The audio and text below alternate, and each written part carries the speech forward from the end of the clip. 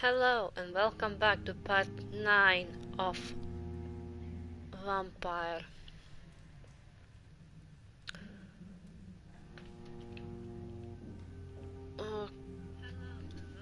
Okay, where we left off. Uh,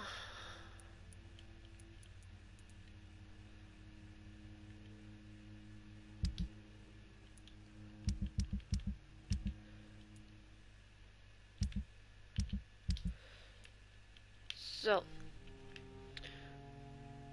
okay, we need to go. What is this? Dr. Swansea.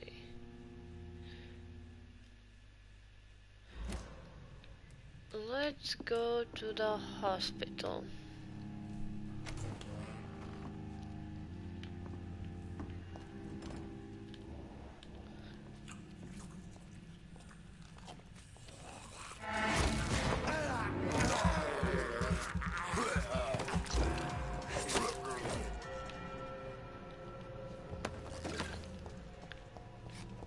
Alright.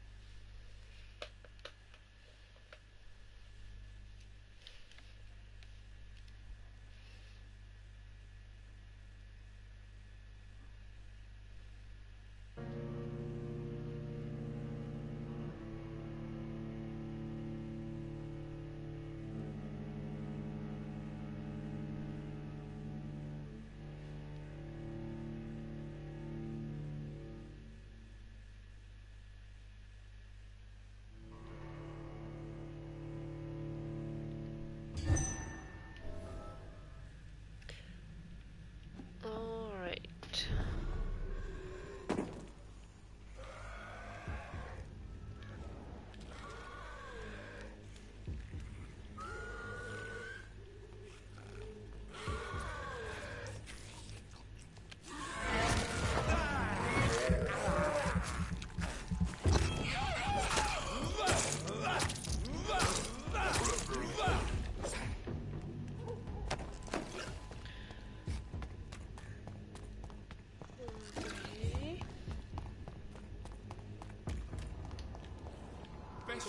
Now there's those hunters.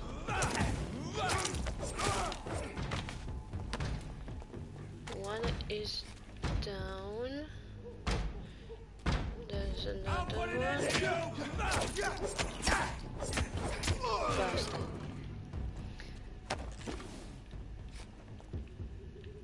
Okay.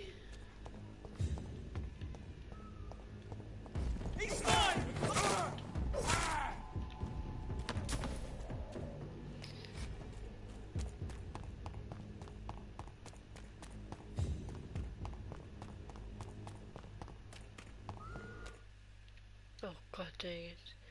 I got scared. Come on.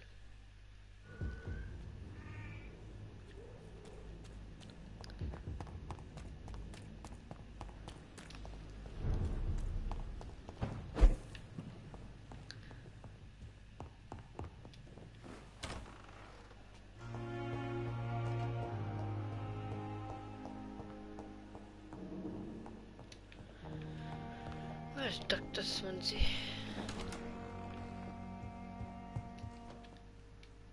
What Talk to news, me. Jonathan? I've heard you've now joined the vampire elite of London. Did Elizabeth tell you? So it's Elizabeth now. My. Things are moving quickly. I turn my back for a moment and away you go. I may have found the source of the contagion. Doris Fletcher, the actress. Thankfully, in the end, she was destroyed by fire. Really? Oh, please, do tell me more. Thankfully. Doris was a heavily mutated skull.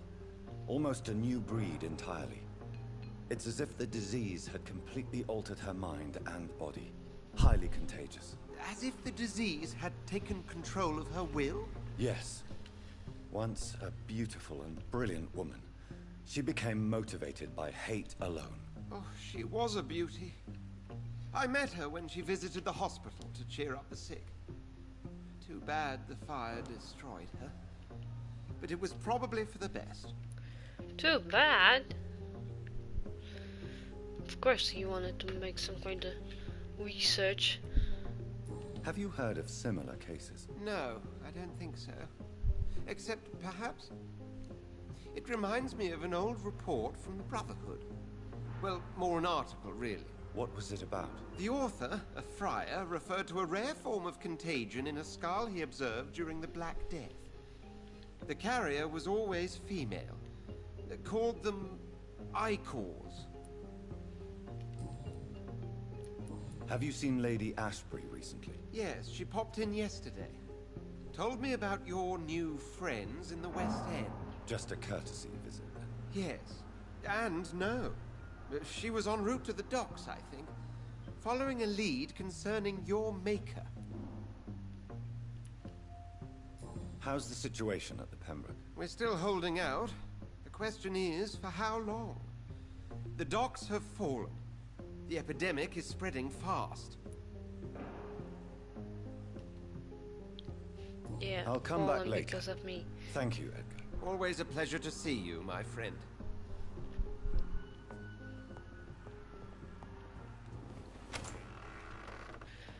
What's going on in here?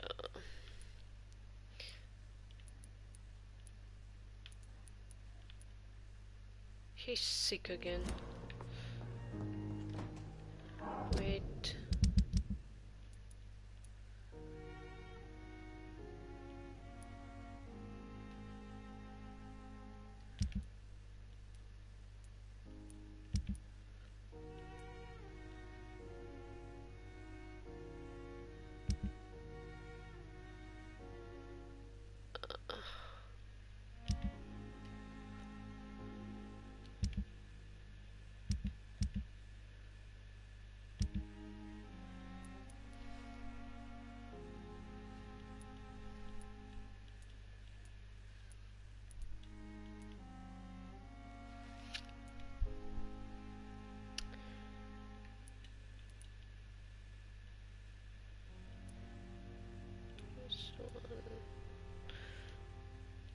Okay, let's find that driver.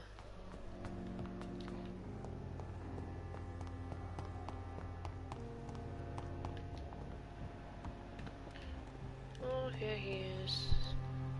Hello, Milton. Hello, sir. Do you need any medical... I'm afraid Our job... that's easy. Goodbye, Milton. Alright.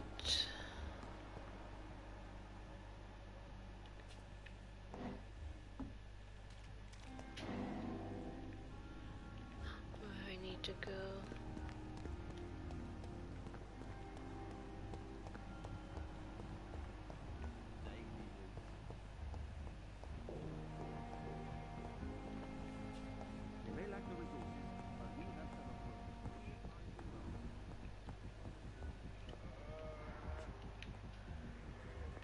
Oh, I need to go outside.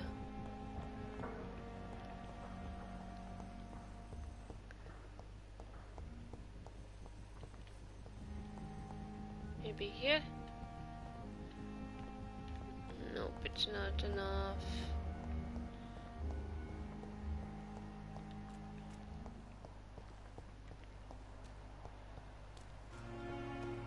Oh, come on.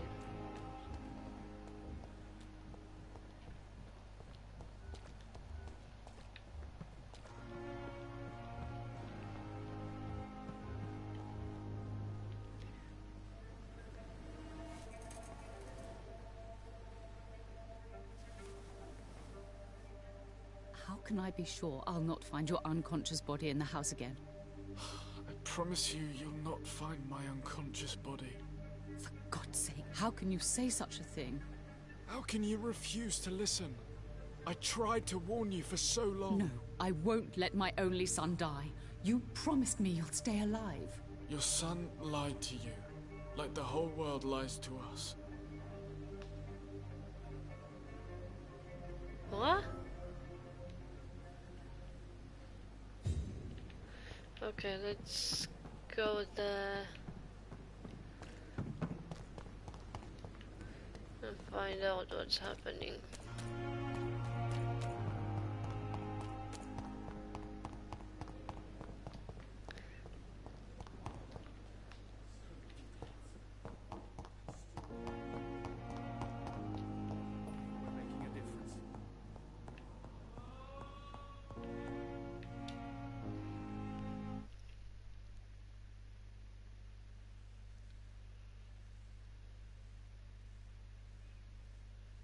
Come on.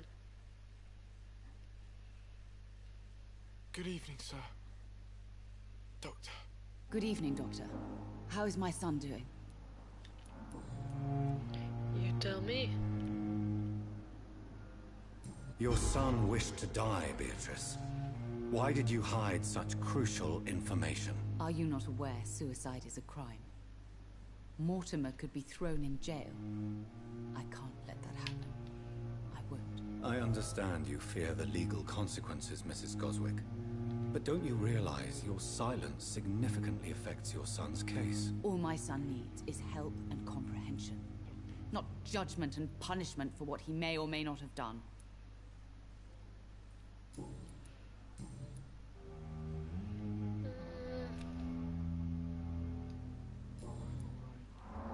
Goodbye, Mrs. Goswick. Great, talk to me. Good evening, Mr. Goswick. How are you? I'm okay. Are you?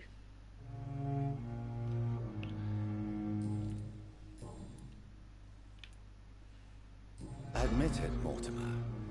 Your mother had you hospitalized here because you tried to kill yourself. Yes, it's true. All right, then.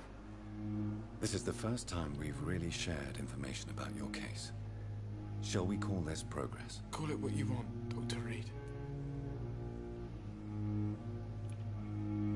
You can trust me. I won't report you to the authorities. My one and only concern is your health. I guess I should thank you then. Can I help you in any way, Mr. Goswick? I wrote a letter for my mother. She was supposed to read it after my death. But I suppose she doesn't have to read it now. I see. And is this letter still near the place where you tried to take your own life? Yes. And I don't want anyone reading my last words. I mean, I'm still here. If you bring me back that letter, then perhaps we'll talk.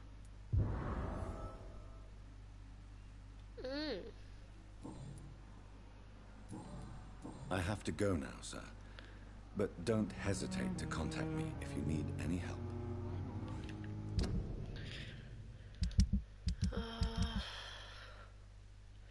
Where is it?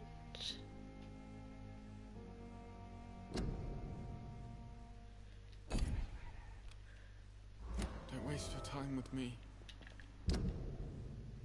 Where is this place? Here. Oh! Seriously, I could loot these things and I only now noticed it. Okay.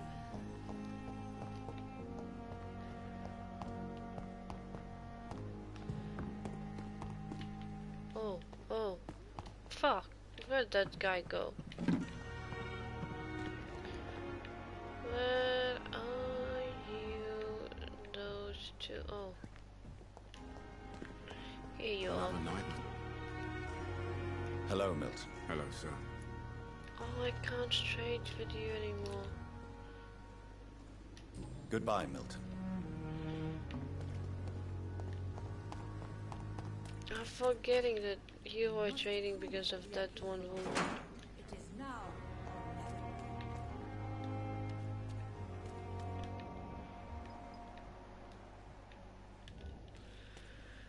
Okay, let's go to that place.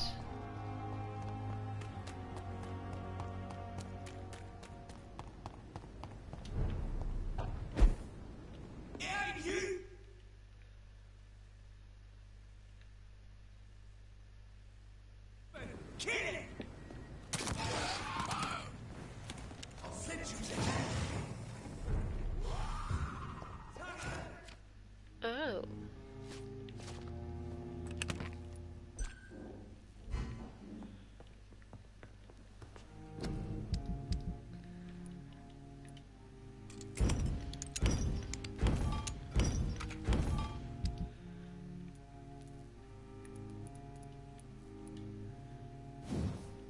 What's happening here?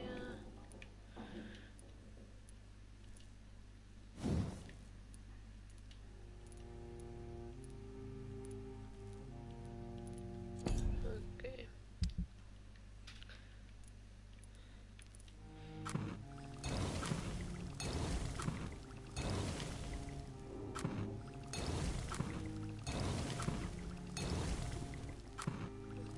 Okay.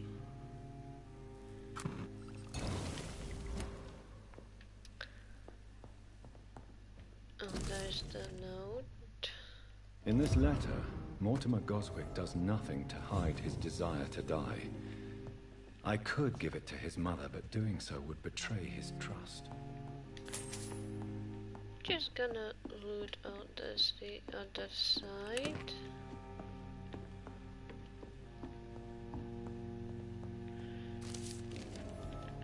Something else.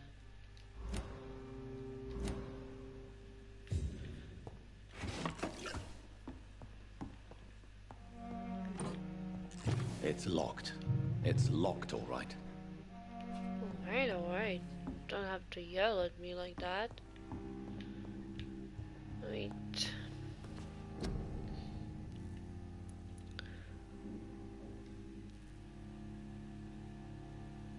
I've got to mean.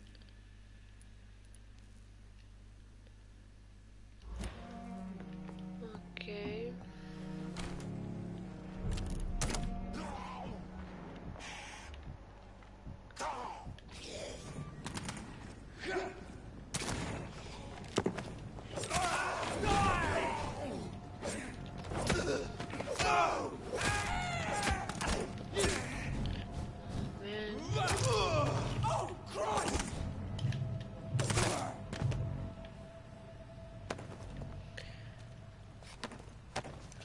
Dare you?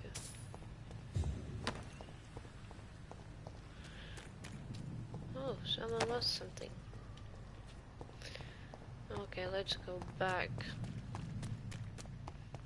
and talk to that guy.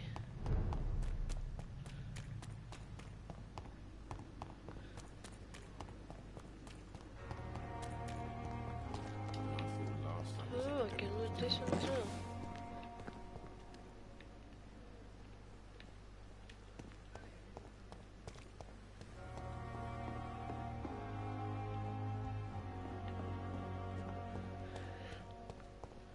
Okay.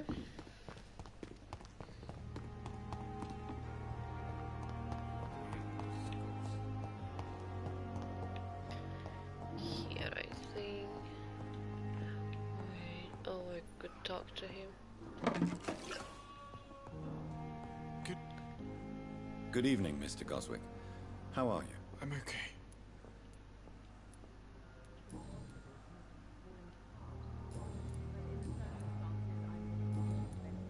I have retrieved your letter, Mr. Goswick. I can assure you that nobody read it but me. Thank you. This is for you, then. For your help. And for your silence. I think you should talk to your mother. It would be good for both of you. Thank you, Dr. Reed. I'll think about it. Now please, let me be.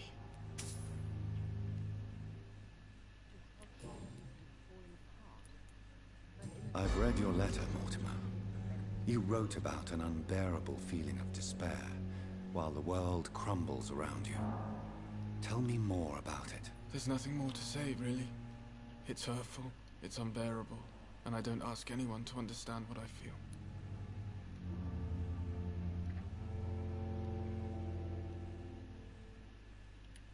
Despair is a deadly poison I've tasted myself, sir. We're only tempted to drink it because we're terrified by the uncertainty of the next minute. I know that perfectly, Doctor. For I waited for so long, hoping that the next minute would be less unbearable.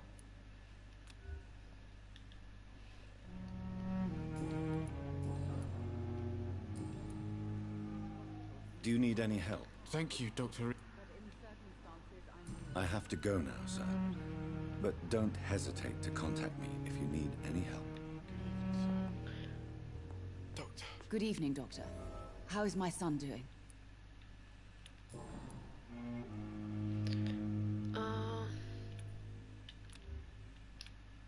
Mortimer is extremely vague as to his motivations for committing suicide. Tell me more about what you know.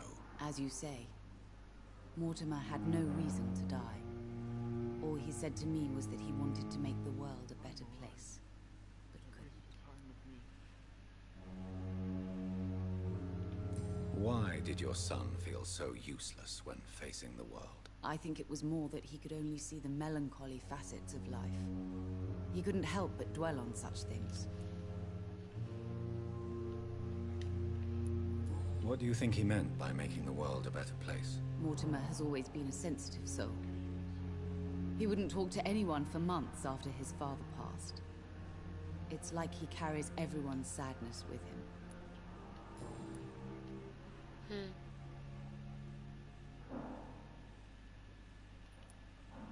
Do you realize your son could try to kill himself again? He might succeed next time. I think about it every minute. But I won't stop fighting for my son's future. That's how much I love him.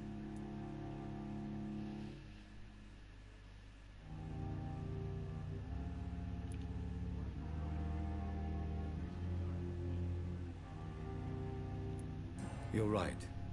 Your son's death was not fatal. And unlike many on their own, he is lucky to have you by his side. I can't give up on him. I just can't. I have conceded many times in my life, but giving up on my son is something I am incapable of.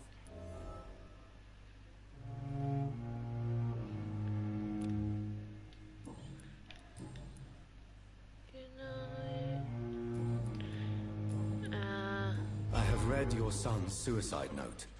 It was not an impulsive gesture, nor was it his first attempt. He threatened to kill himself a few times before. But I never thought he would dare to punish me this much. Punish you? Why?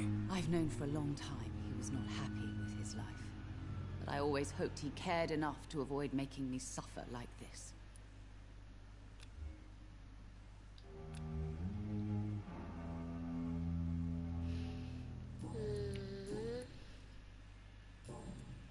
Goodbye, Mr. Good evening, Mr. Goswick. I'm okay. Your mother won't let you down, Mortimer. Don't you share her hope for a better future? No. I don't. Won't you even try? Do you want me to promise you I'll get better? Do you want me to tell her the same thing? I could, but it would not change anything.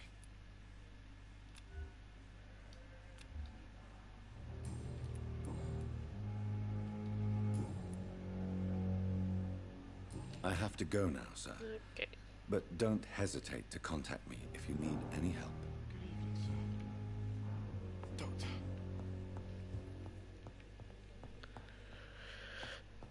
Oh, I bloated it.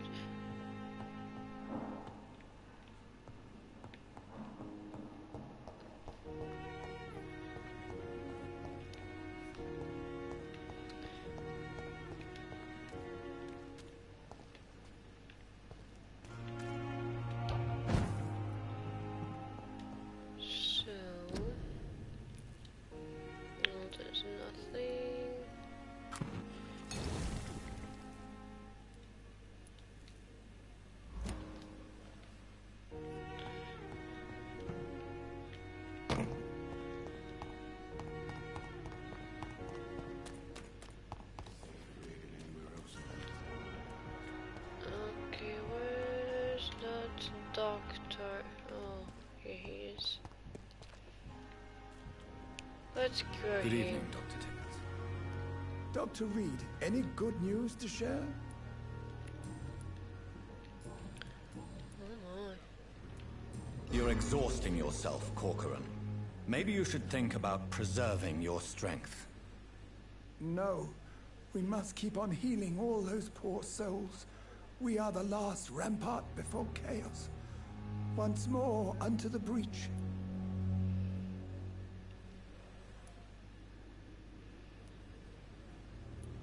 Nurse Brannigan is worried about you, Doctor. She should not have told you that. I will have a word with her. You don't have to blame her for her honesty. I'm not that kind of man, my dear Jonathan. Actually, Nurse Brannigan's opinion is the only one I may listen to. Oh really? Do you need any medical assistance yourself? Yes, indeed. I have no doubt. I appreciate your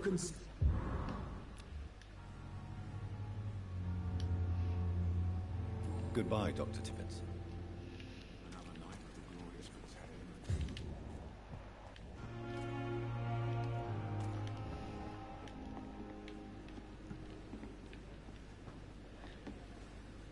Good evening, Nurse Brannigan. Good evening, Doctor.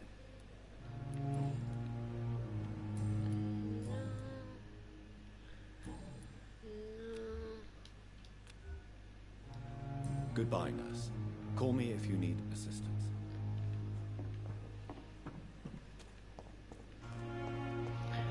Okay, let's go to that church.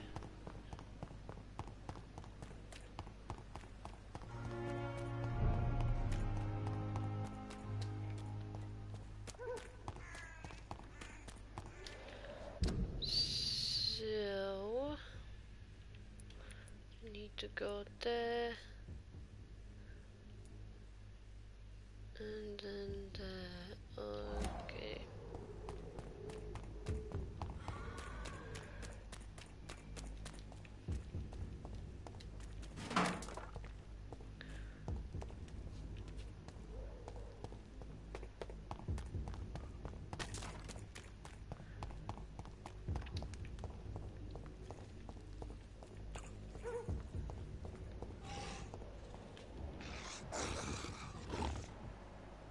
Lord Beast.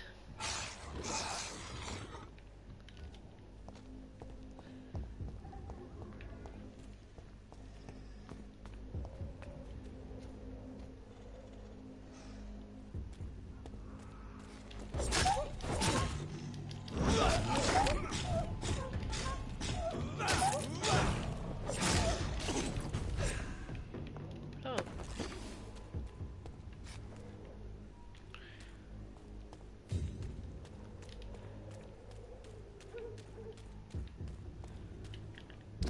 If I go, oh no, I need to go further.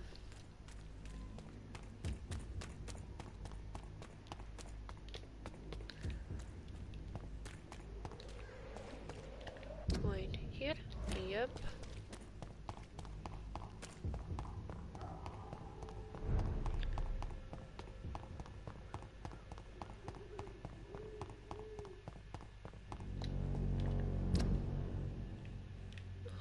Come on.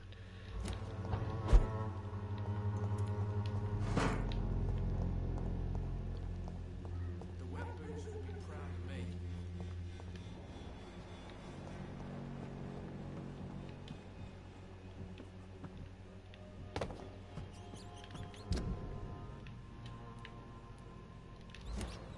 Oh no.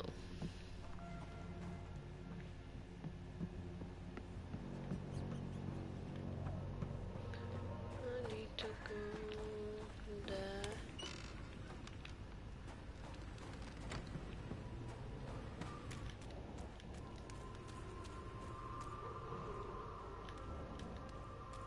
Bloody monster!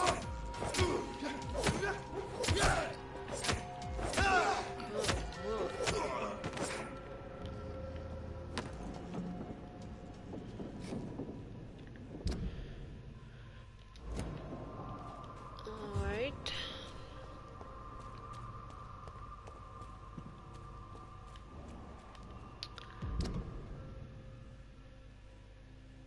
29.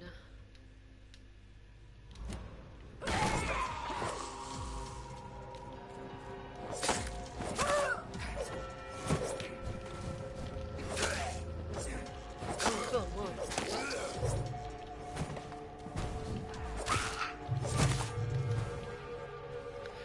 Oh, I hate when they're doing this. Back.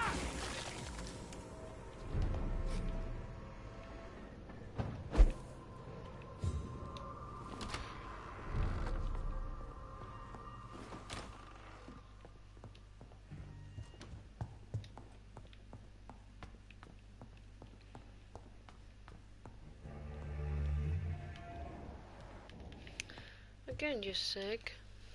Yes, sir. Do you need medical attention? I won't. Here is your prescription. Thank you. What can you tell me? Not. Okay.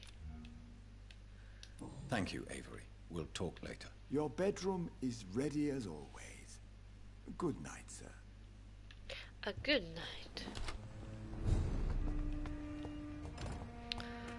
Let's check out the shop. Good evening, Dr. Reed. A great night, what? I Let's may have a trade. look at your goods. I need some of these.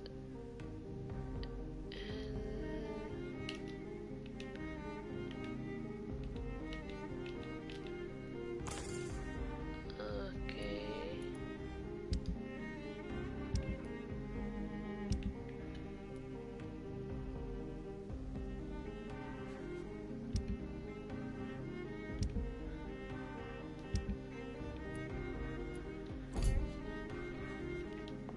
At least something. Okay, let's go.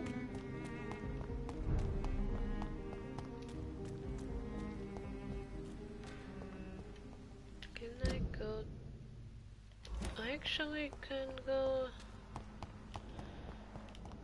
through here.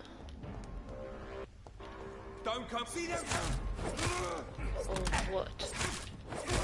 Murdering bastard!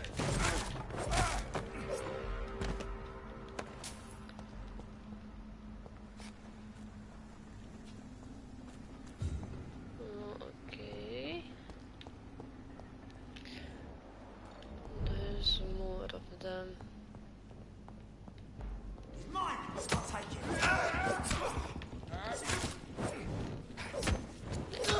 It's too fucking fast! What are you talking about?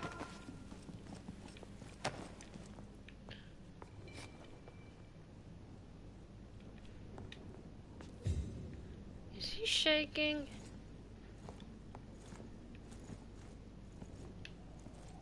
Huh. That's funny.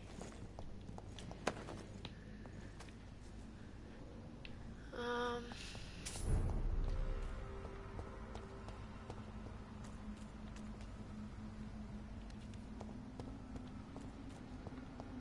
Is it here? It's there, but I can't go there. I cannot enter. I should find another way to get into the neighborhood.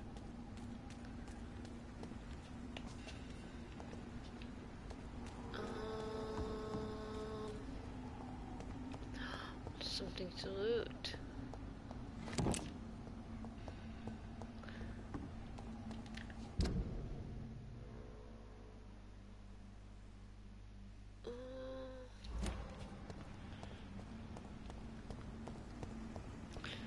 So I need to go there. Seriously, I might be able to go if I'm gonna go around there.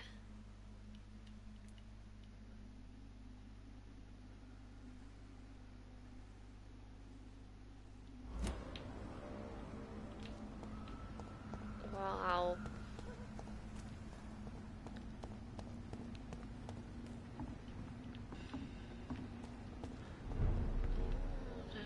one upstairs as well. How can you get that? Oh, here it is. It's one of them! Leech! Over there! There's one in there!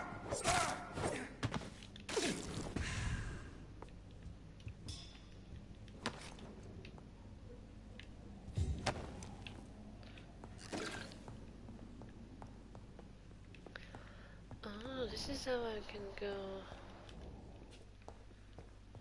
in the shops, but why there's a blood?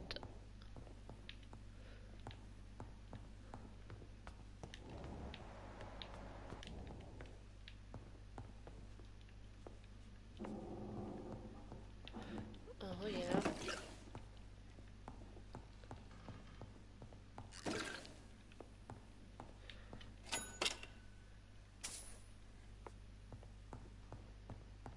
I just robbed a store. Okay, we can open this. Yep.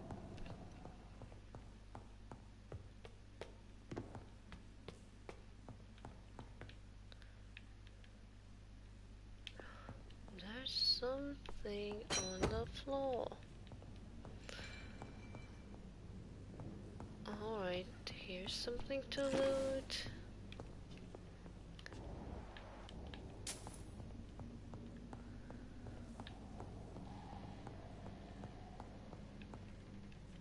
Can I enter other shops? Well, there's something. Oh yeah.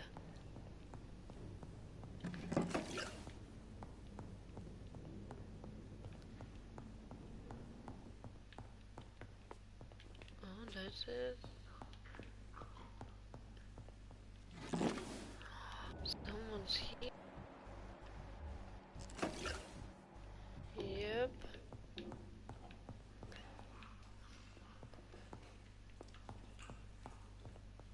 Oh my god, I can hear the kid. How he eating something.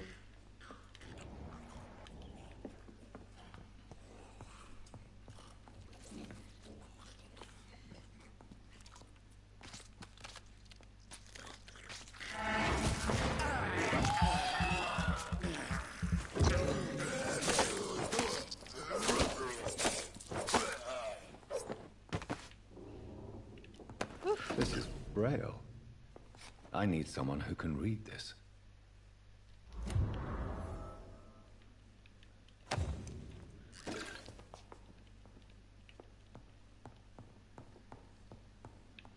Okay. I'm gonna rob another shop. Well, there's nothing much, actually.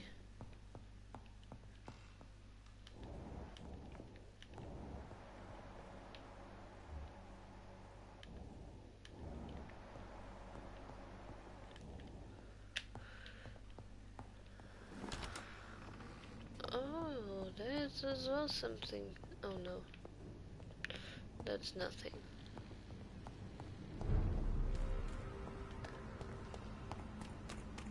Okay.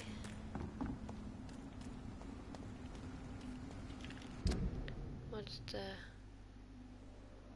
Oh, wait.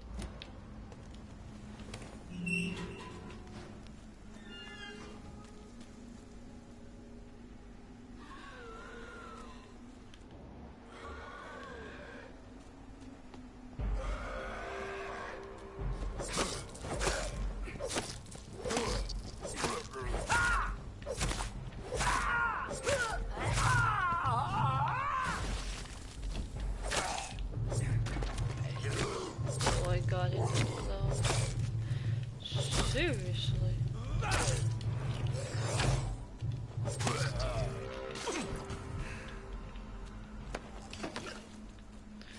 And the other one.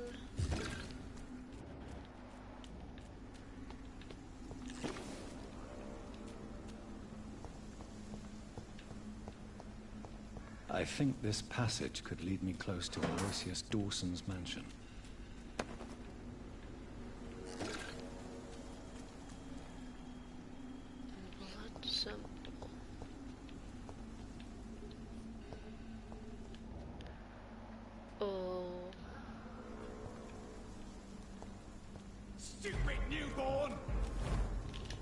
How dare you call me stupid? You're bleeding.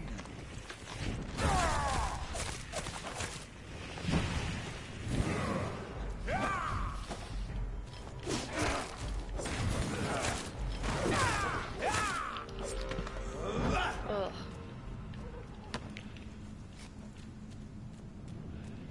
Can I? Oh no.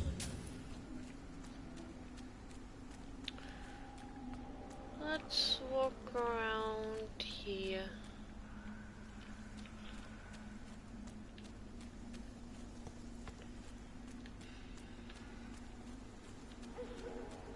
Or maybe not.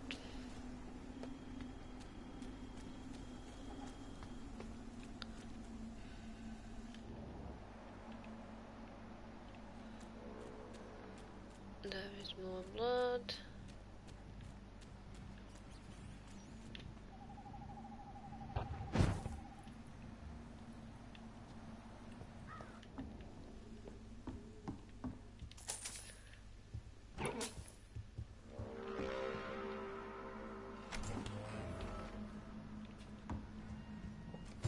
Oh.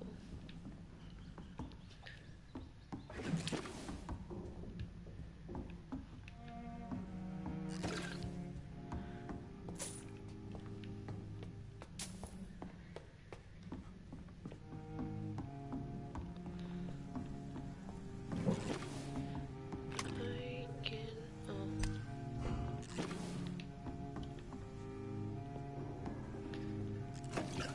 There's a bed. Where's the table?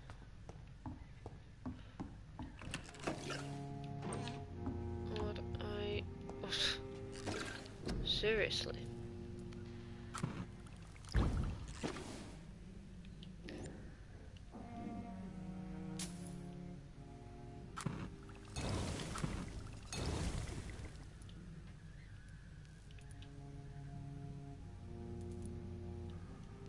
Okay.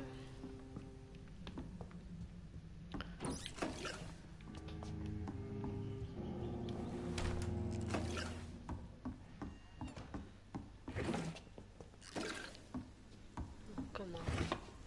I could pick up some. There has been a fight here. I can see a blood trail. Left by one of the antagonists, perhaps?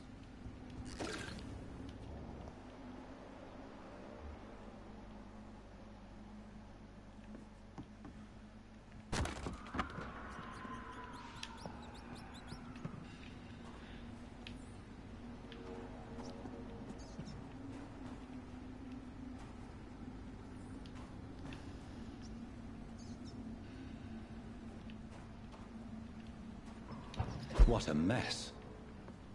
Something terrible happened here. But what?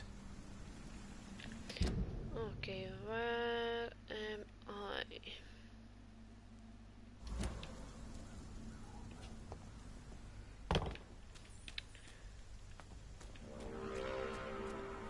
Oh, I thought I could loot something in there, but nope.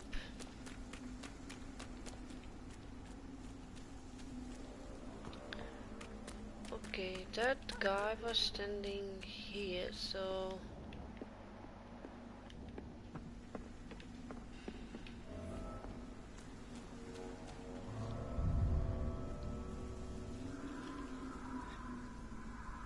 I think I'm going the right way.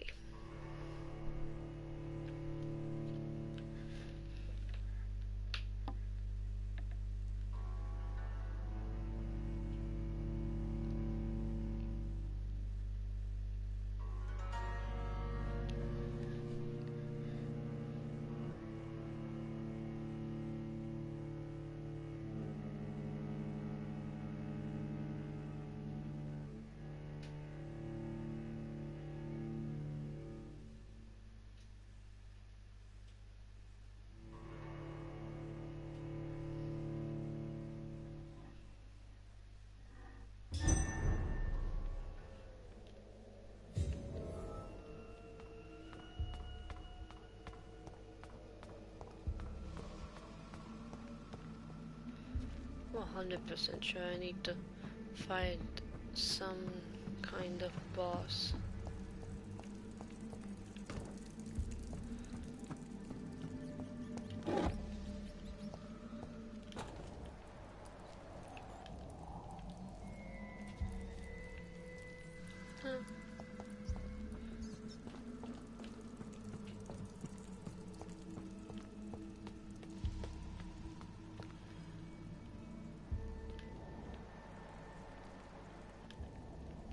What's that?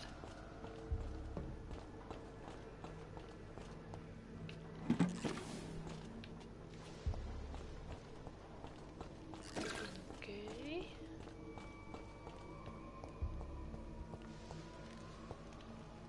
Something locked. Your blood is now mine. Who are you?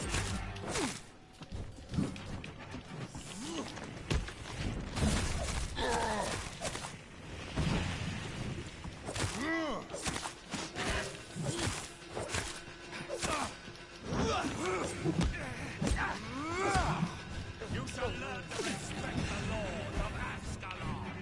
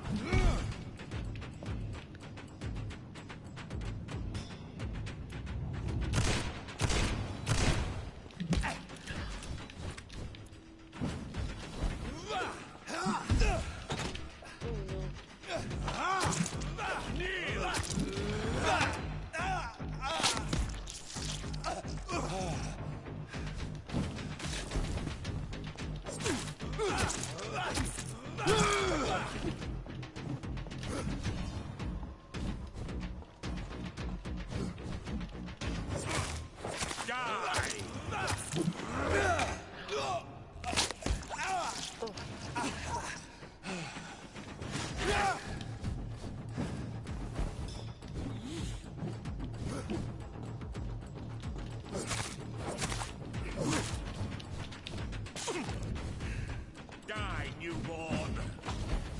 Why do you want me all dead?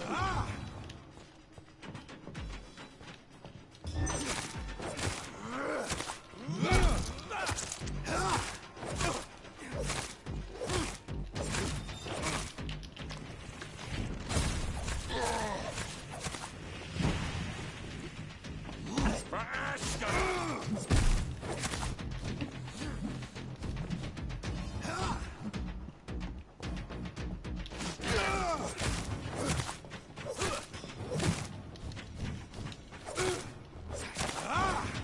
Oh yeah.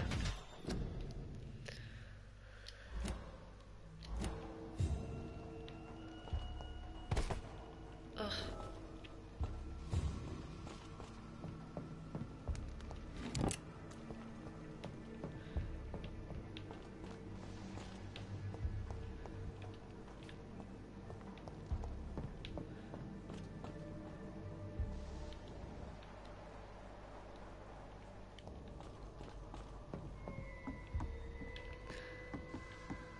Wait.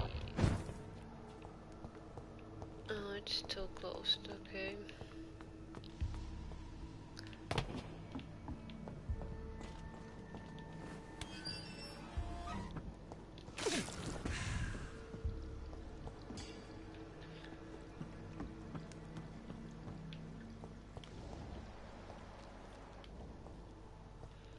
What's here?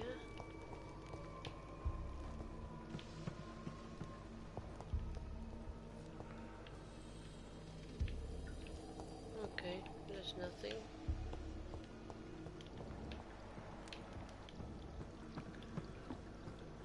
What's that?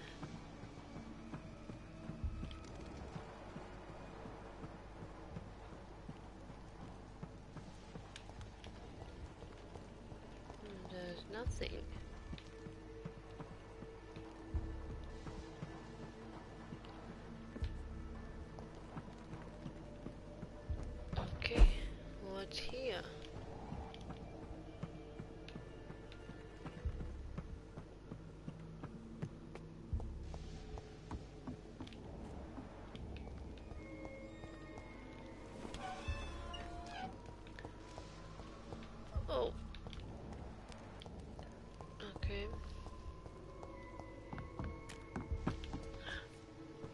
something? Louise's father was determined to find and save her. Oh, really?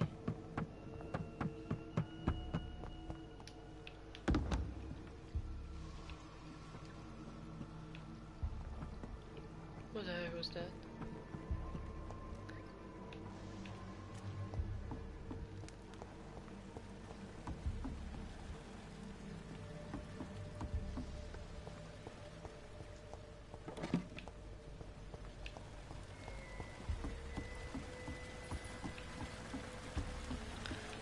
Something closed as usual. As well.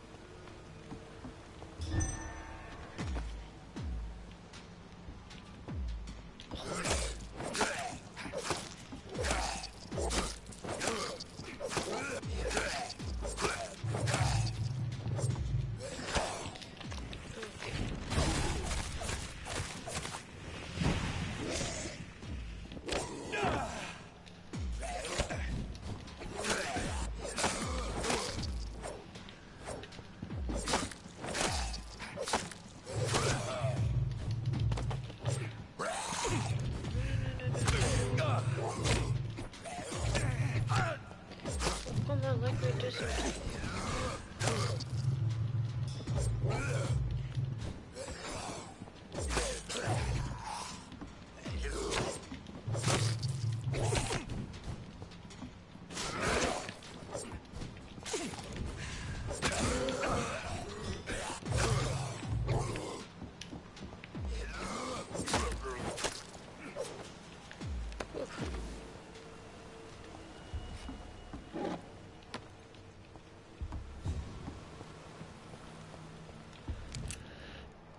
So basically, I need to go there.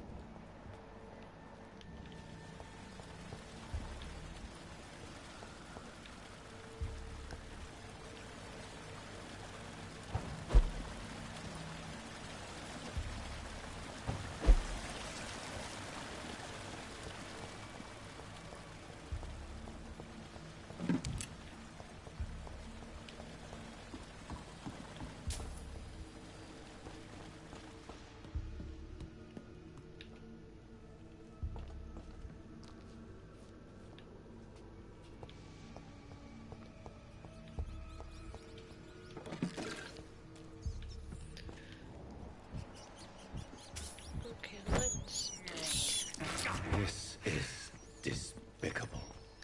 just in case if we need it. I have this thirst for blood. I can't believe I'm doing this. But I think I need to go. I don't know what. Oh yeah, I need to go up.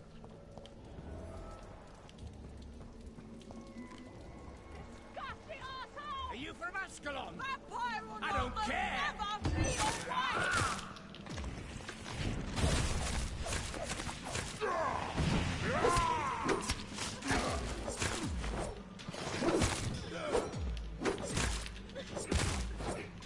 Let me go, you bastard!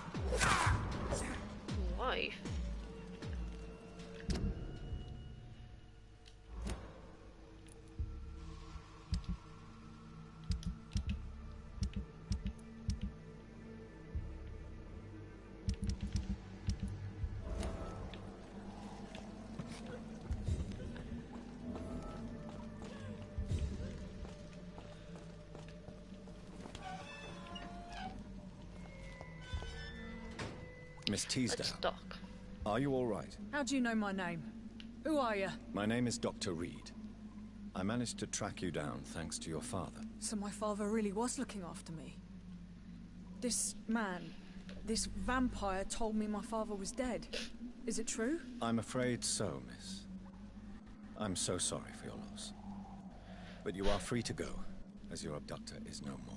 I suppose my jailer also killed my father, didn't he? Thankfully, he did not search your father's corpse, where I found his notes describing where he might find you. You should read them. I must find my father's body. He deserves a proper burial.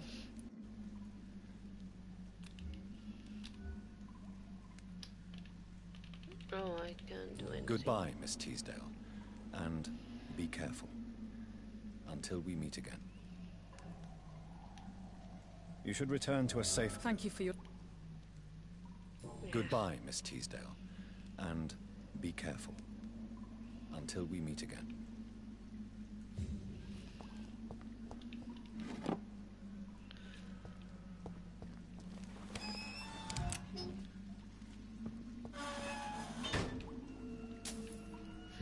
And she's still there. Not even moving.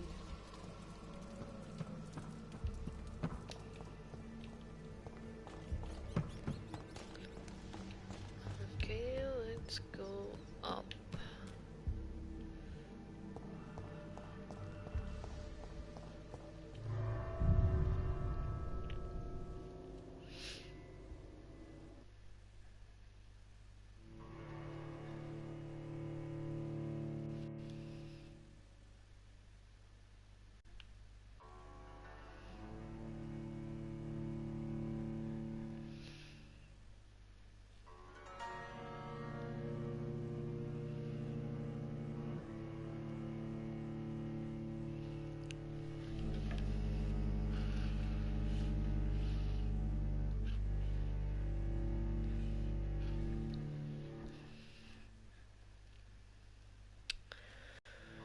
Oh my.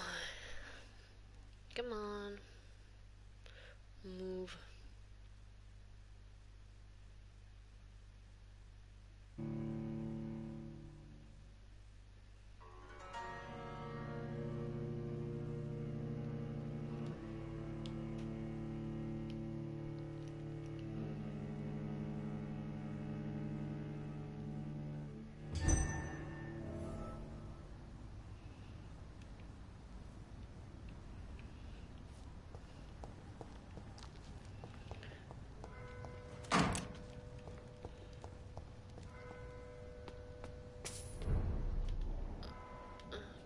Okay.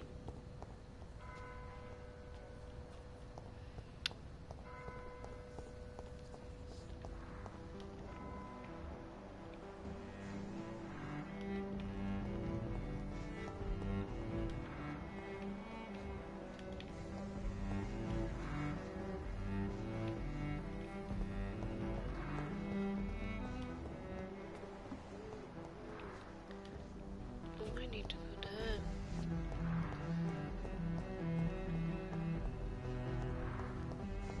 This is good.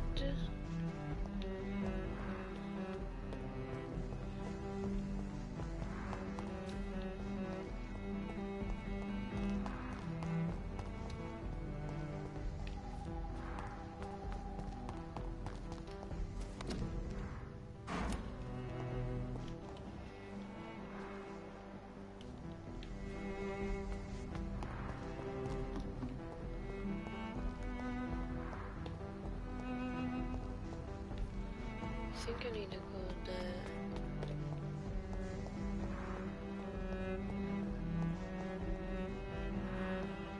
Ooh, something good.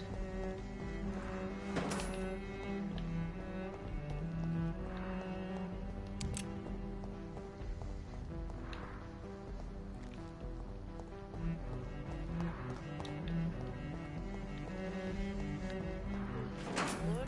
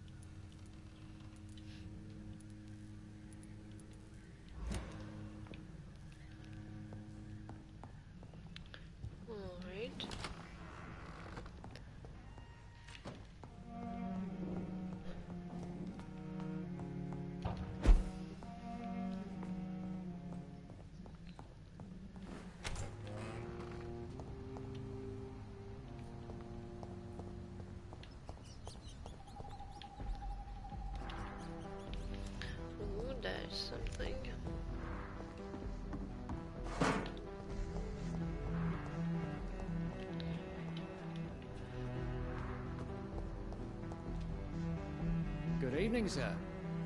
May I ask you what you're doing here at this late hour? I'm conducting an investigation about the epidemic in this part of town. And who are you, sir? I'm Dr. Jonathan Reed from the Pembroke Hospital. May I ask who you are? And why all the questions? I'm Detective Inspector Charles Albright from Scotland Yard. And I don't find your answers convincing. What is a Pembroke doctor doing in the West End at this time of night?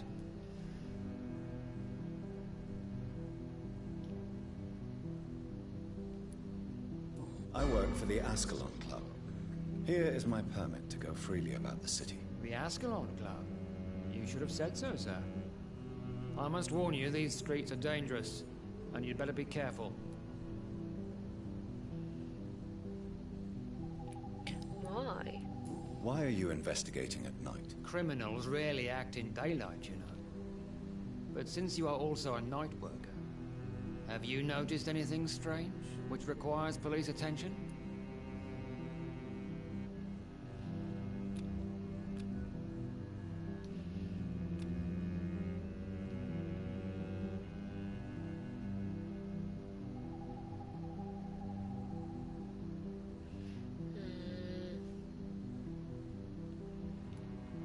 No, I've noticed nothing odd. All right.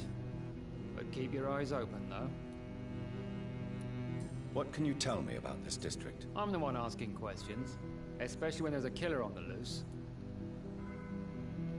What killer? What killer? I'm not going to discuss that with the civilians, sir. Haven't I told you about the investigation I'm conducting? Perhaps I could help you. All right, without giving you too much information, I'll tell you this. I'm convinced there is a homicidal maniac on the loose, using the epidemic to disguise his kills. He's smart. And what about the epidemic? We both know the situation is critical, don't we, Doctor? Colleagues of mine die almost every day. What are you really doing here? I told you. I'm a detective inspector from Scotland Yard, investigating suspicious cases in the area. Do you work alone? Yes. The situation is difficult for the police. Many of us are sick, and since the summer strike, most men apply a work to rule on their patrols. What about the situation in the East End? Why are there no police there to protect the civilians? I know, it's a shame, but we just don't have enough men to cover the entire city. Okay. Tell me all you know about that homicidal maniac you're looking for. I'm not even sure there is only one. The wounds are always the same, but the modus operandi varies. Sometimes violent and brutal, sometimes precise and swift. How could different killers inflict the same wounds? That's my main problem. If my theory is correct, maybe we're facing a group of individuals sharing the same violent tendencies. Perhaps a sadist cult. Do you need medical attention, Inspector? I'm afraid I may have caught something. I don't feel too well. You'll quickly feel better Take after this. taking this. Thank you, Dr. Reed. I really appreciate it. What are you investigating, exactly? I have a missing woman, possibly abducted a few nights ago. Louise Teasdale. It seems you already found my other missing person, Mr. Tadao Kimura. Tell me Oh, about yeah. Louise I Teasdale. found them She's a all. waitress. Her father reported her missing. We don't have enough men to search for her, sadly. Do you have any idea where she could be? No. But I feel she's been abducted. She went to a pub a few nights ago and vanished. I thought about the sewers, but I'm not equipped for such an investigation. Too bad for you. Goodbye, Detective Inspector Albright. Goodbye, Dr. Jonathan Reed. I'm sure we'll talk again soon.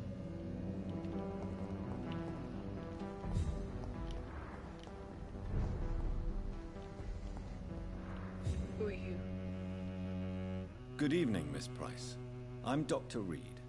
Do you remember me? Dr. Reed? Yes, of course. You are the doctor who healed me and my mum. Good evening, Dr. Reed. Good to see you too, Carol. Are you all right? Oh, yes. I did not hurt myself recently. I know how to take care of myself now. I'm almost a grown-up. Almost. Why are you awake at night, Carol? I am helping my mother in her shop. It's not easy, but I'm a grown-up now. I'm sure your mother is grateful for your help. I do the best I can. But I'm so clumsy sometimes. I drop things. I injure myself. It's a good thing my mother has the patience of an angel. Oh, she's sick. Why is work not easy? Is something or someone bothering you? Oh no, most people are gentle with me. But I'm so nervous sometimes. I pay no attention and hurt myself. Good thing my mum learned first aid. What can you tell me of the people living nearby? I don't speak to many people, except our customers. It's not easy to make friends. With the epidemic, it's even more difficult. What can you tell me about the epidemic? Some of our regular customers have left London. Some others only send their housemaids now. Everybody fears the contagion. I've even seen men with weapons. Oh no. Have you no friends at all? No. Mr. Nithercote used to pass by and was always nice to me. Does he not come by anymore? No. Mum said he was weird. Always reciting poetry about a girl he'd met in Whitechapel. I wonder who this camellia may be.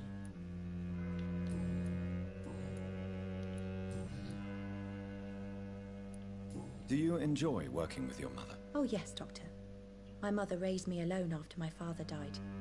We've always lived together, and she has always watched over me. Do you remember your father? No, I was just a baby then. My mother always told me how strong and good he was. Do you ever think about getting married, now you're a woman? Oh no, Dr. Reed. Mum always says I'm still a child who has no idea how tough life can be. No husband would like a clumsy girl like me. That's true. Do you need my medical... Oh, please. Don't be shy. Thank you, sir. Goodbye, Carol. Good morning. Good evening, sir. Okay. Oh, I can have something.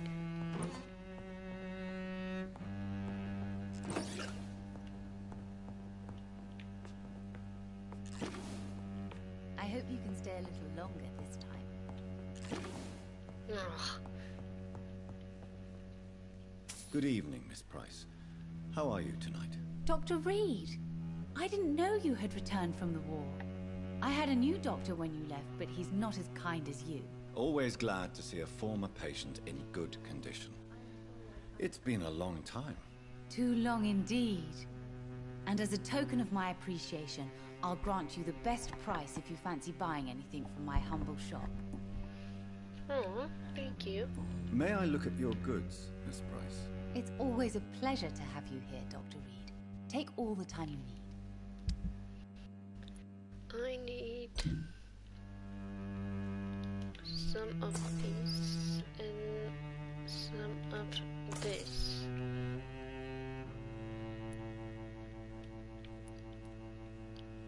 And maybe, oh no. Good evening, Miss Price. You know you can call me Carolyn, my dear doctor. Yeah. Do you know Aloysius Dawson? Everybody knows him. He's only been to my shop once, though, looking for rare books and other intriguing antiques. Did he buy something from you? No, he left quickly. He almost laughed at my goods. Mr. Dawson may be a rich man, but you can't buy good manners. But isn't Aloysius Dawson known for his philanthropy? That was before his brother Robert died in an aeroplane crash. Since then, the remaining twin has turned into a heartless tycoon. Carol's gratitude is exemplary. She seems determined never to leave you. I'm taking care of my daughter as well as I can. It's not always easy, but she's the best gift life gave me. But she'll probably leave you someday to live her own life. Will that be difficult for you? Why would she leave? Children sometimes stay with their parents until the end, for they know no one else will love them as much. What can you tell me about yourself, Miss Price? I'm still managing my shop. The only difference is, since the quarantine, we're open at night. You, on the contrary, seem to have changed a lot. Really? Have I changed that much? It must have been the war and the night shifts since my return. Don't get me wrong, Dr. Reed, you're still handsome. Just maybe a little bit wiser, more serious. It suits you well. Tell me more about yourself. No new fiancé? I remember you were hoping to get remarried. I'm sure you must have a few suitors. Who would marry an old bat like myself with a grown daughter and a little business? As you know, I only fancy handsome men like yourself. Have you noticed anything in particular in this part of town recently? Other than you coming back to cheer me up? Nothing at all, Dr. Reed.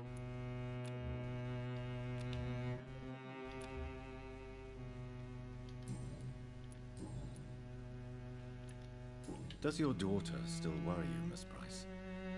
I remember you were often concerned about her health when she was younger. Have you not seen Carol since you returned? She's almost a young woman now, but she'll always remain my sweet little baby. So you're less afraid? Some things never change. Carol is still too clumsy for her own good. Sometimes her innocence puts her in real danger. Why would her innocence put her in danger? She does not realize how cruel life can be. Maybe I was a bad mother to protect her too much. My poor dear Carol. You have every reason to be cautious, Miss Price. Especially in these difficult times. Maybe you could talk with her, Dr. Reed. It would be nice to have a man here more often. We would both feel safer. Oh, really? How?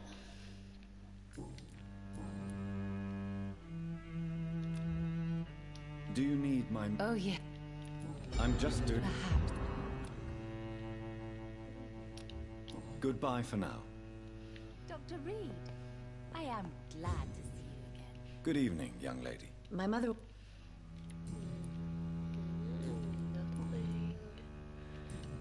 Nothing. Goodbye, Carol. Good morning. Good evening, sir.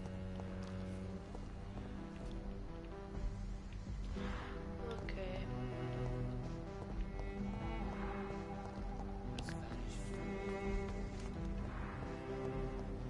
Oh no, not here.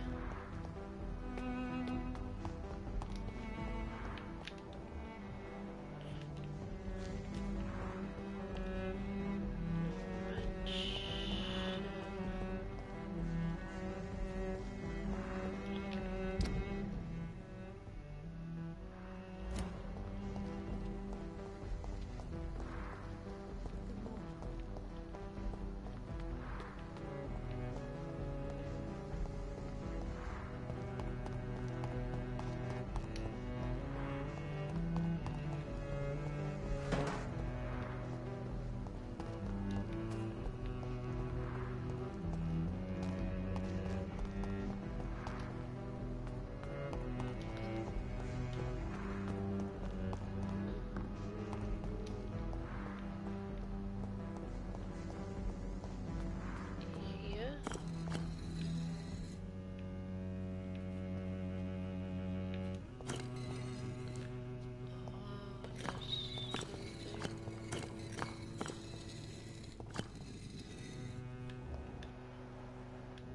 Huh.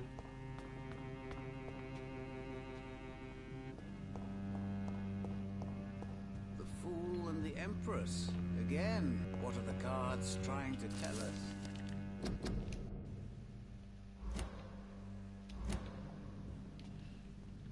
Jonathan Reed. At last we meet. The cards warned me you would visit tonight. I beg your pardon, sir.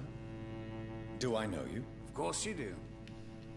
Our mutual friend, Dr. Swansea, can't speak highly enough of you. My name is Usher. Usher Talltree. You are the leader of the Brotherhood, are you not? Primate of the Brotherhood of St. Paul's Stole, to be precise. I'm really glad we met tonight. I love it when the cards tell me a truth.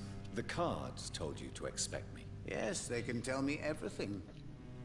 They told me that you are a new Ekon who relishes his blood diet. Oh, and you stick as well. Is there anything you could tell me about Aloysius Dawson? Aloysius Dawson. Yes, of course. We met on several occasions. With time, he got deeper and deeper into the occult. He's not the only one. It's been quite the fashion for several decades. The Golden Dawn, for instance, is just one example. True. Aloysius was a member of the Golden Dawn until 1900. Then his thirst for dark knowledge grew. I'm talking forbidden texts, readings which blackened his heart. Can you read the cards for me? Are you sure you want to know what they will reveal? Yes, I am. It will cost you 150 shillings. I don't have the money. Perhaps later. What can you tell me about the neighborhood? I really don't know. I don't often go outside. And when I do, it's usually to quite distant destinations. So you see nothing in the stars for me? You're a poor fortune teller then. Oh, I can tell you many things, but they will only concern you, not the city. For example, I know that you offered your sister the final rest she asked for. Do the cards speak of my Mary? No. It's the burning aura of guilt that precedes you everywhere you go. Read my fortune, then. You have been chosen, Jonathan. I see on you the mark of a strong being, so powerful it needn't even reveal its strength. Tell me about yourself.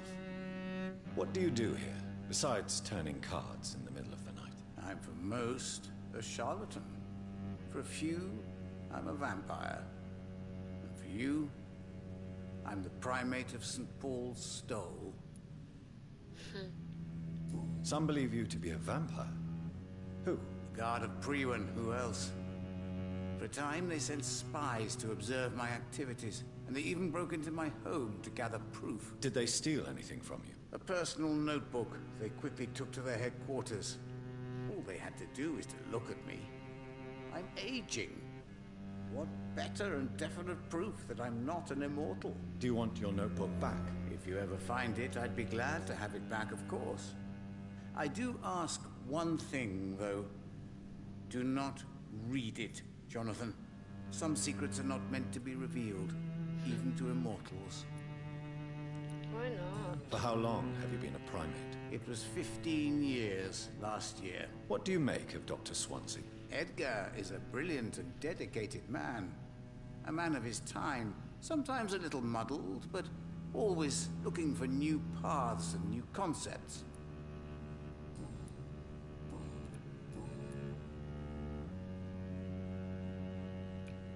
How do you measure the amount of blood on my hands? I told you. The cards always tell the truth. Well, most of the time. Is it possible to tell me my future? A vampire's fate is much more delicate to read, Doctor. But I can try.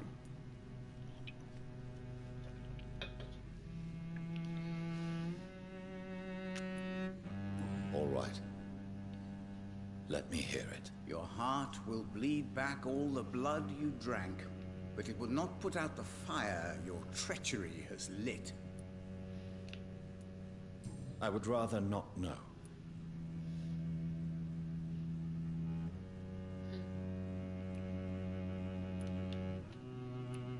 How did you learn about Mary?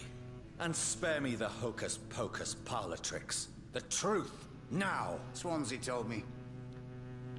Don't Don't look at me like that. His task is to observe and gather information about vampires. He had to tell me about Mary.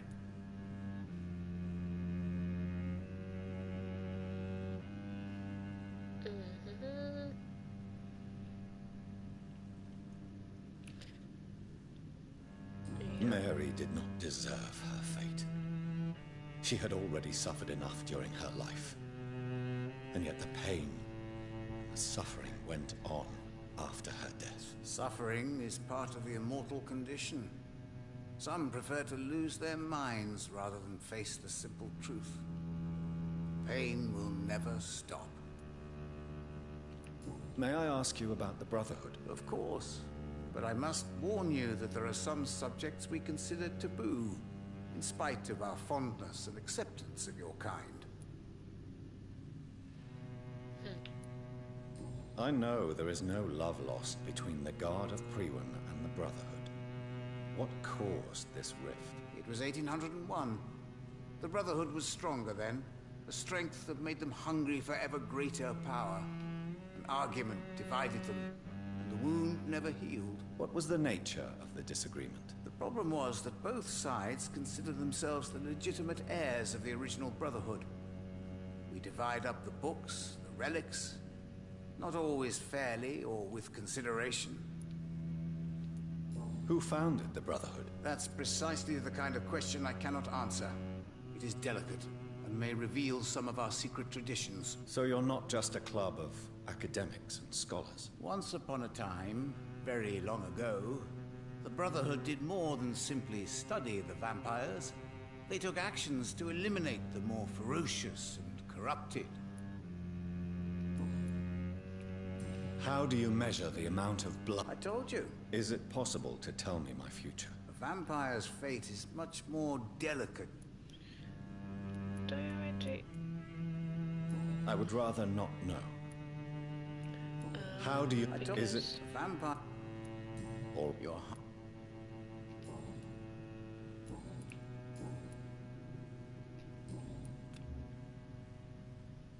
Do you require medical attention? You'll feel better after taking... Thank you. Goodbye, sir. I read Red River, A Song in the Dark, The Whispers of a Sun. So many signs to eternity.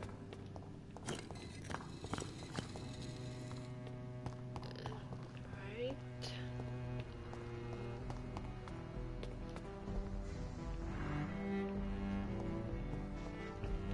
So where is that mention?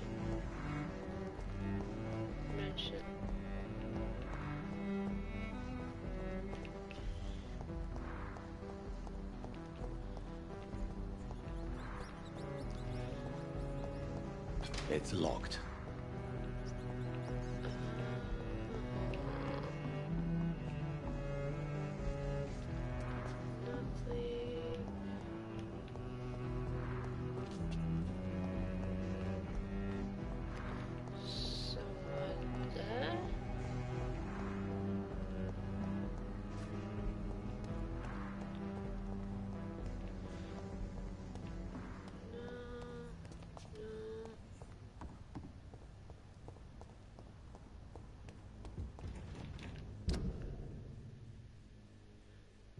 Oh.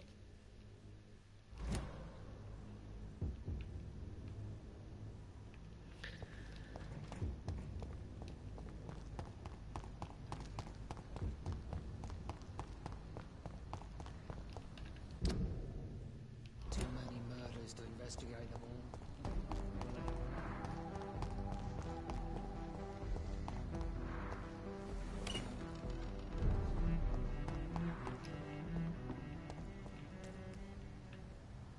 Why is it showing me?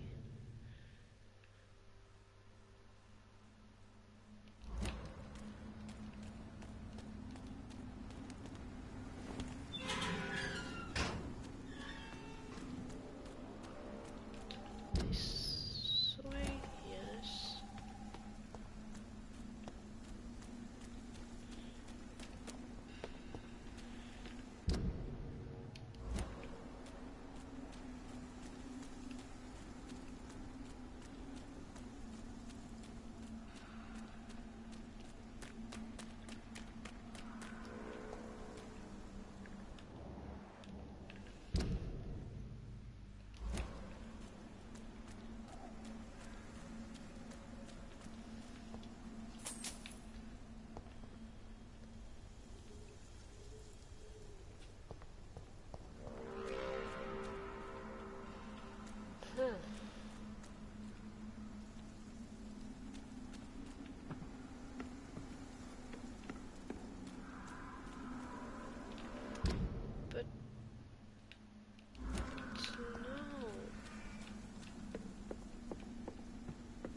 The heck is...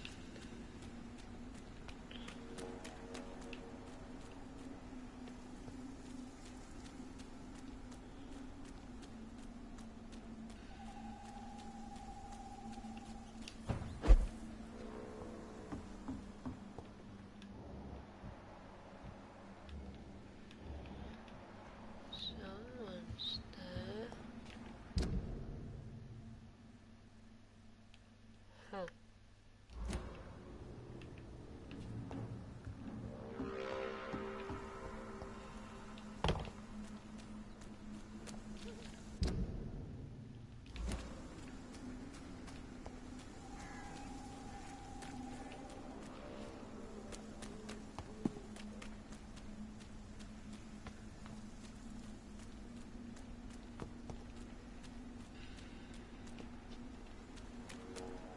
I need to go back to the source.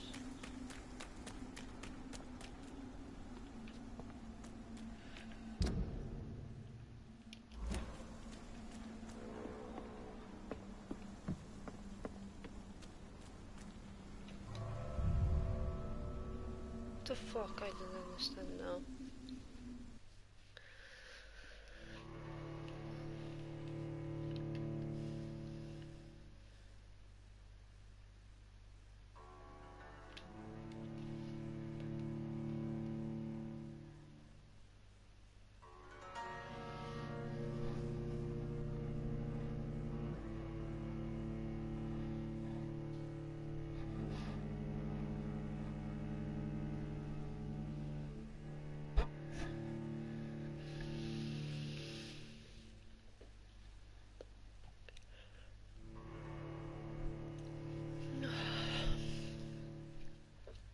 Okay, let's go.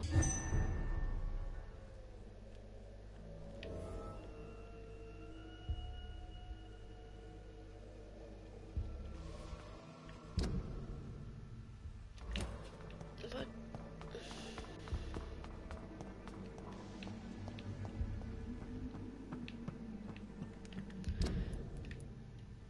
see, it's not going there.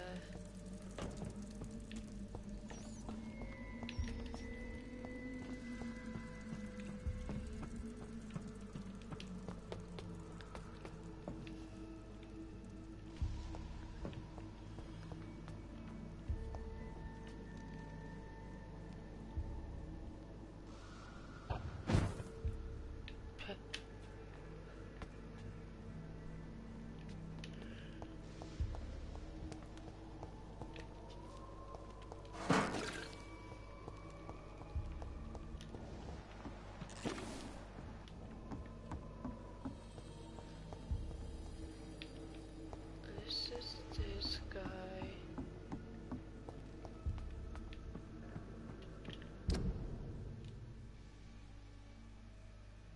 I'm just going back.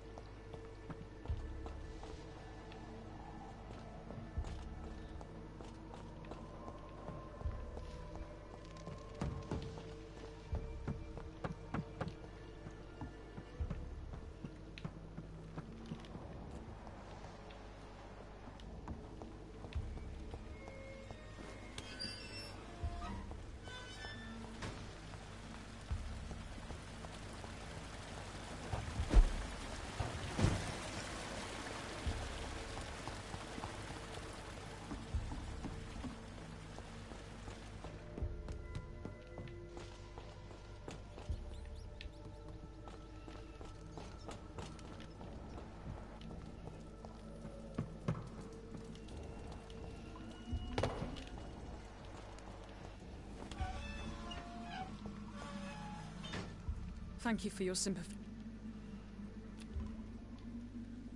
Goodbye.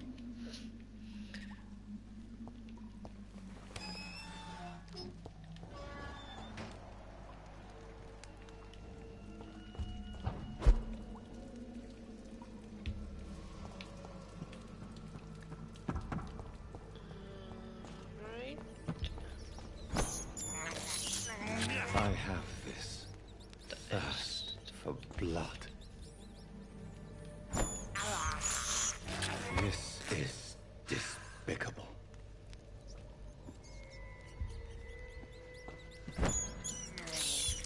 I can't believe I'm doing this.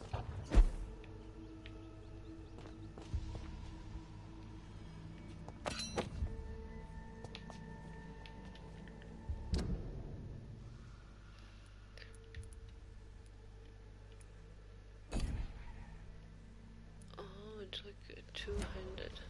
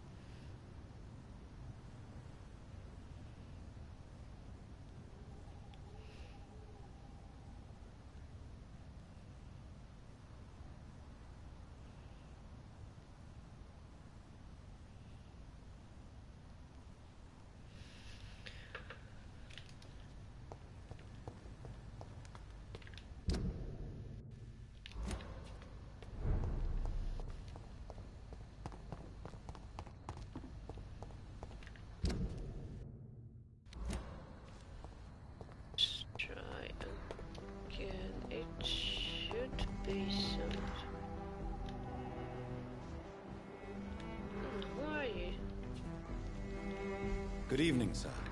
I am Dr. Jonathan Reed. Do you need my help? Yes, please. Would you be kind enough to tell me what the time is? That's all you need to know. Well, is it not important to know? As important as where you are? Or who you are? I suppose you're right. And who are you then, sir? I am Agamemnon Baker. Like my brother, I think we need to leave this city immediately. And my brother and I rarely agree on anything.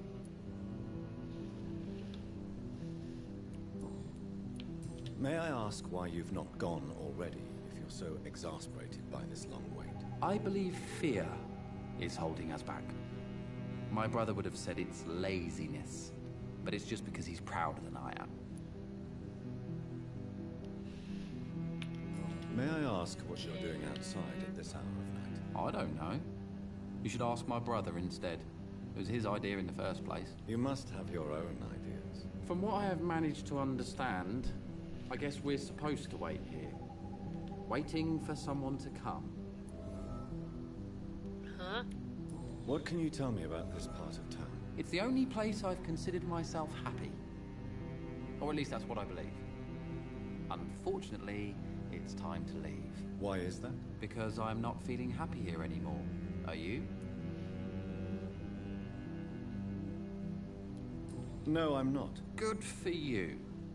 It's a good thing to have a clear idea of where you stand concerning crucial questions. Don't you think? What can you tell me about your brother? He's older than me, I think. But the important thing is that I really hope I'll die before him. Grief would just kill me, you know? Is that all? Pericles is very attached to this city, and without my insistence, he would never leave this place.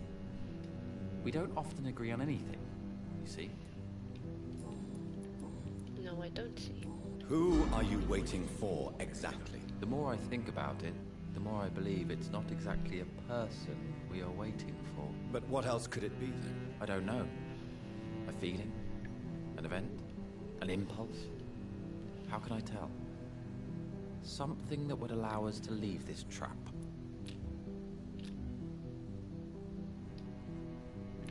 I'm afraid I'm not following you.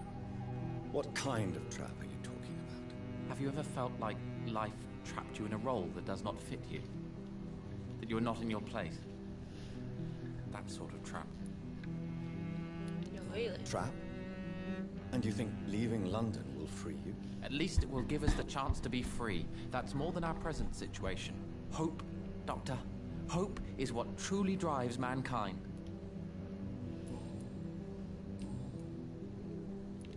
What can you tell me about Aloysius Dawson? You should ask that question to my brother instead. Personally, I've not seen Aloysius for many years. Do you need my medic? Indeed. Okay, You'd sound... Goodbye for now, Mr. Baker. Baker. Good evening, sir. I'm Dr. Reed. Can I be of assistance? Dr. Reed? Is there anything wrong? No, it's just... Your name sounds familiar. And your face. Have we met before? I think I would remember. So I suppose the answer is no. That's odd. I'm certain I've already heard of you. My name is Pericles Baker. Does that mean anything to you? I'm afraid not, sir. But it's a pleasure to meet you anyway. The pleasure is mine, I guess. I only wish I could remember when it was that we met. What can you tell me about Aloysius Dawson? I've heard this is a man who has searched for his place in the world for a long time. I hope he found it.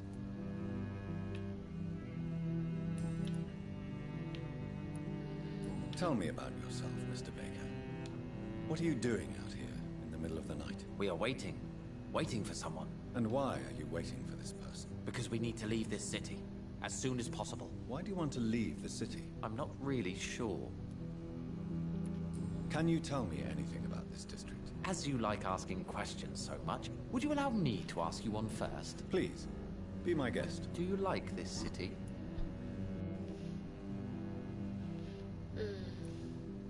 I know we are not living in the most peaceful of times, but I have learned to appreciate London's complexity. Yes, me too.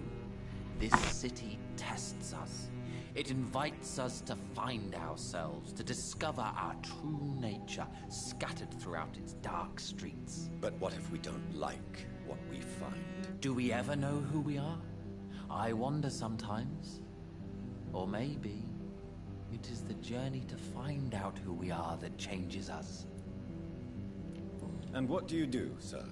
For a living, that is. I stopped working when I decided to leave. When I realized what I wanted.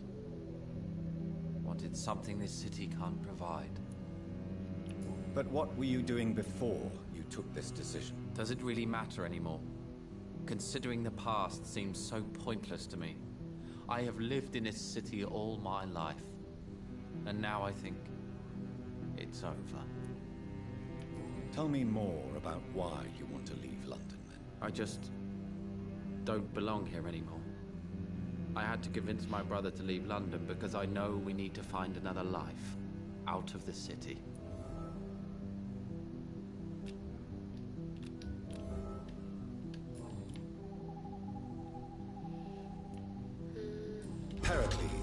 Tell me why your brother disagrees with your presence here. Agamemnon is naive sometimes. Although don't consider him a fool, sir. He is often more lucid than me. At least you both have the same difficulty explaining what you're doing, and for what reason. But is that not a common problem for all mortals? What can you tell me about your brother? If you are searching for a pleasant chat, you should speak with him instead of wasting your time with me. He's always been the more gentle of us. That's it? That's all you can tell me about him? For the time being, true kindness is the most valuable quality, my good sir.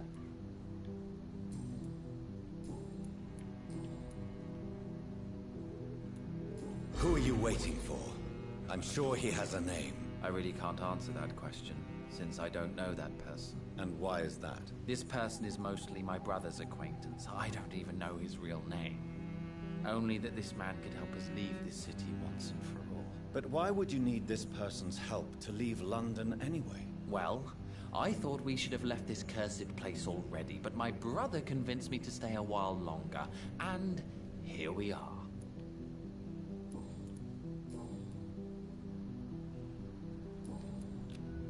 Do you need I'm afraid...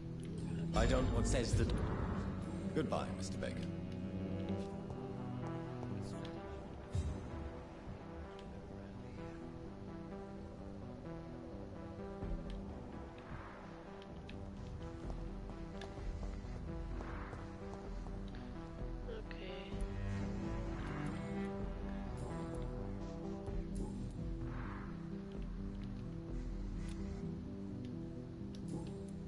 Goodbye for now. You can continue doing what you did. Come on. Move.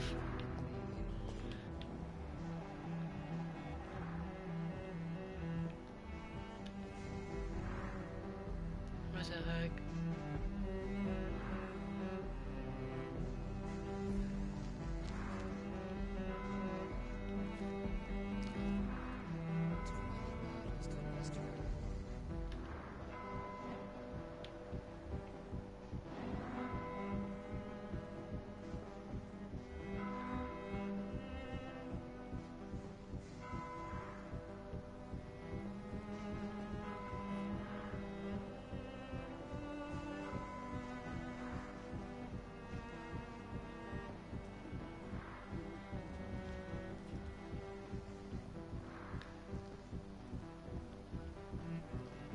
So, what's gonna happen?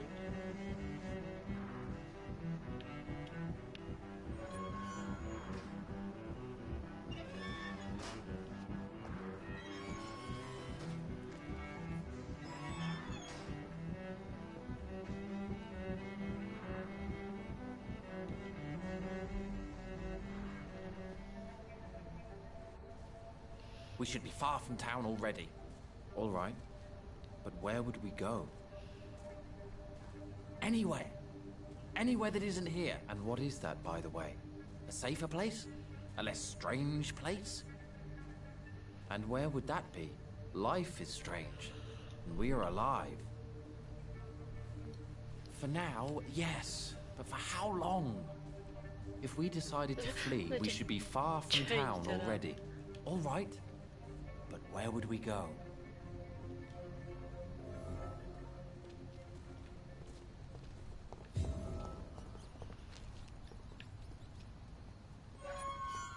Can I enter?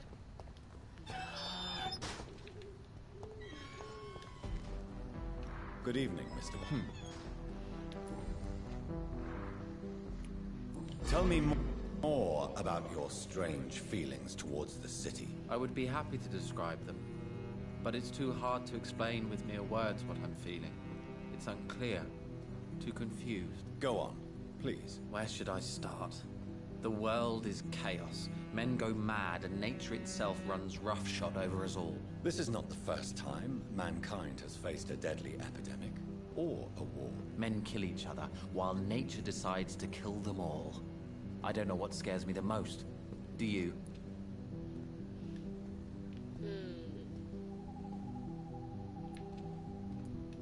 Both can be disastrous. and a combination of the two merely increases their potency. And what if they were just a sign of worse disasters to come? Something of biblical proportions, I wonder. Biblical. How long have you been waiting for this man? Sometimes I feel as though I've been waiting for him for ages. Perhaps it is my role in life to wait for him. Not a pleasant thought. It could be dangerous for you, waiting here all night. That's quite true. But what other choice do we have? We are waiting here until we finally go. Mr. Baker, I have met many strange people during my life, but you are definitely one of the strangest. Really? I don't feel particularly odd or weird. All I want to do is leave. What's wrong with that? Why are you still waiting for this person? What would be the point of going before meeting the man, as he's going to help us leave? How do you know that? Heracles, what are you going to do now? I don't know. Perhaps it's time to leave. Perhaps we should stay a little longer. How can I tell? And where exactly are you thinking of going? In a place where I will finally have that feeling, to be where I belong. The world has to be meaningless chaos to make such a heaven plausible.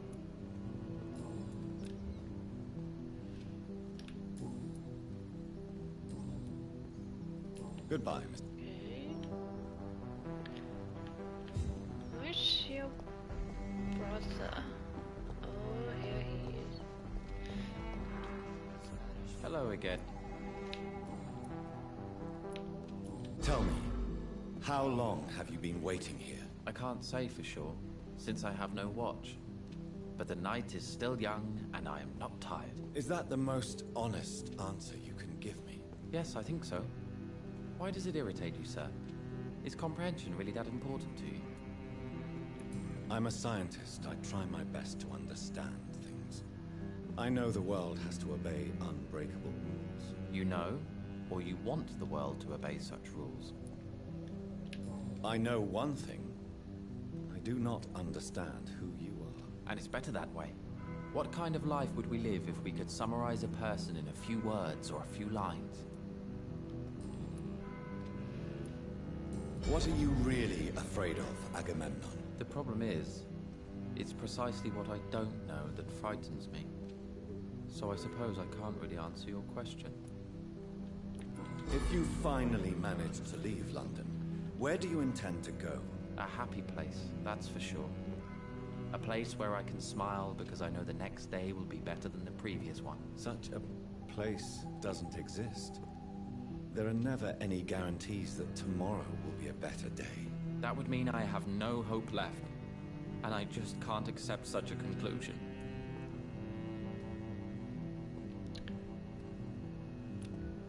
Okay. Goodbye for... So...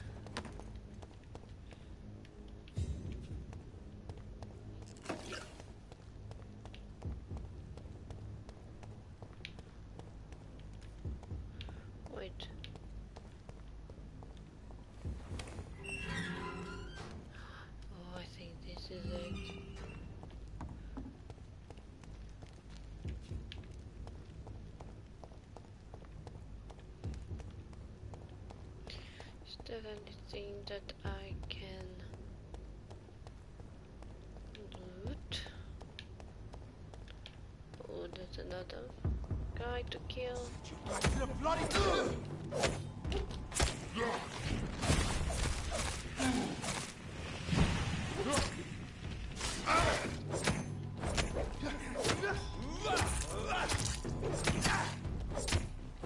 Dude, you hit me.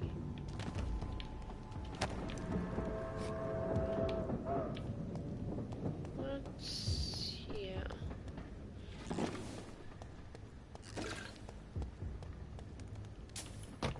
Oh well.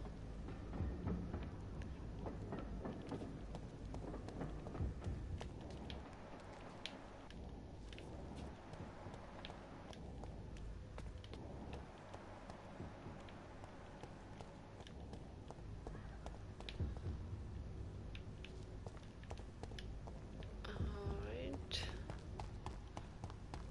Wait. Yeah. Can go here, but there's nothing I can loot. There's some kind of doors that I unlocked. Oh.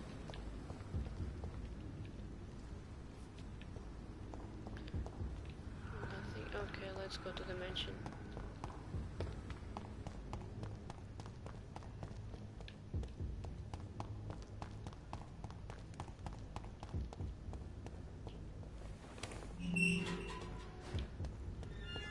Let's walk around it.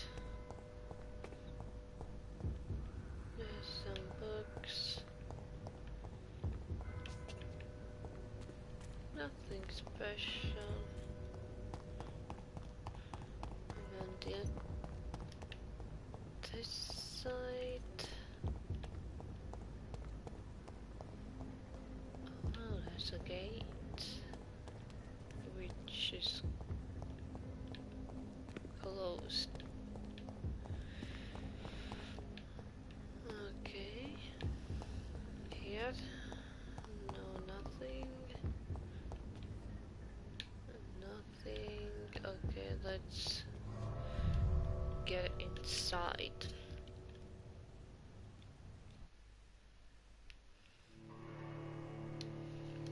It's so funny that on the map it's marked like different place I need to go.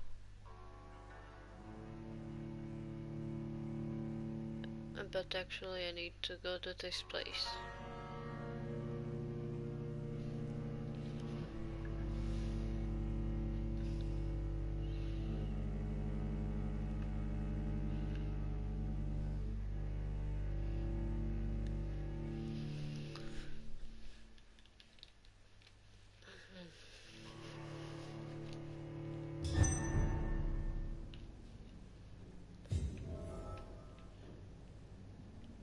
Dawson's mansion. Here I am at last. But the question remains. Am I ready to make a dying man my progeny? I don't know, but if I'm gonna kill him, I'm gonna kill all the district. So, but at the same time, if I'm gonna turn him, he gonna be quite powerful. Let's say that.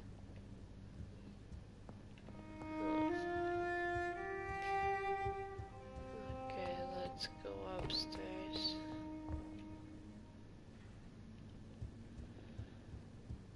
Let's walk around and loot first everything that I can, so I don't need to come back.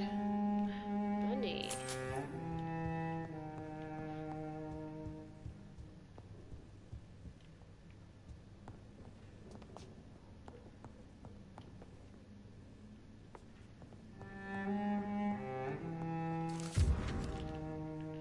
those people.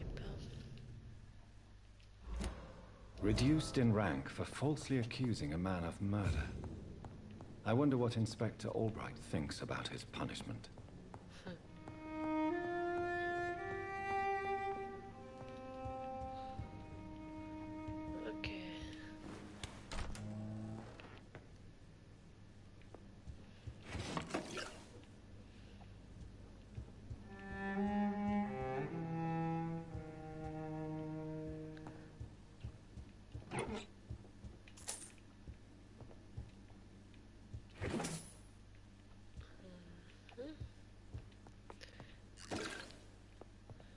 It's locked, all right.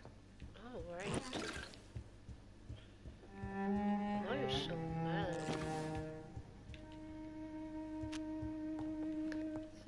Something.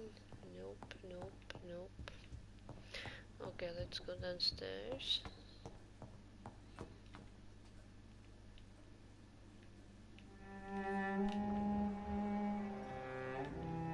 Oh, he's dead.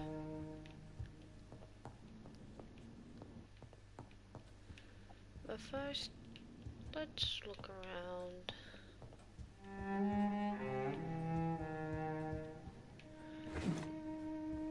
Is this...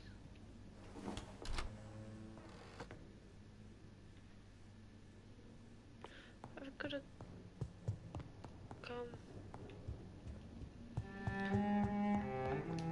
But on this side, oh, this is like a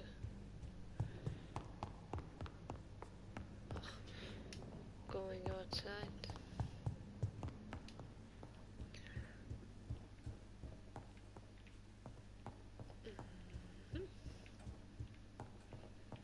What's here? It's locked. Another one locked.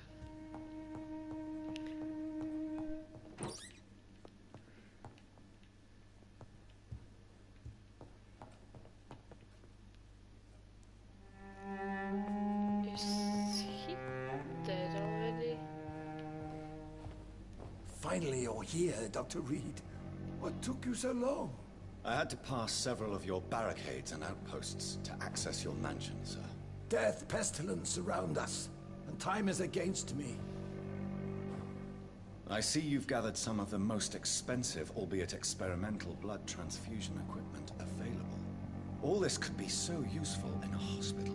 Yes, yes. Since Lord Redgrave sent me a doctor to perform my conversion, I thought you might find some of these devices useful. Most thoughtful. But tonight, I'm not here as a physician. But I feel reassured that a specialist such as yourself would help me to escape the Reaper.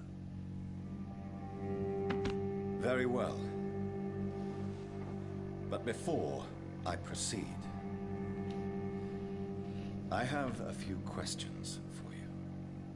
If you must, but be quick, for I don't have much time left in this life.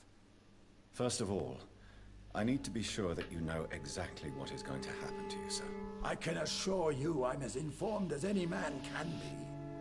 I have planned for this moment, Dr. Reed. Planned very carefully.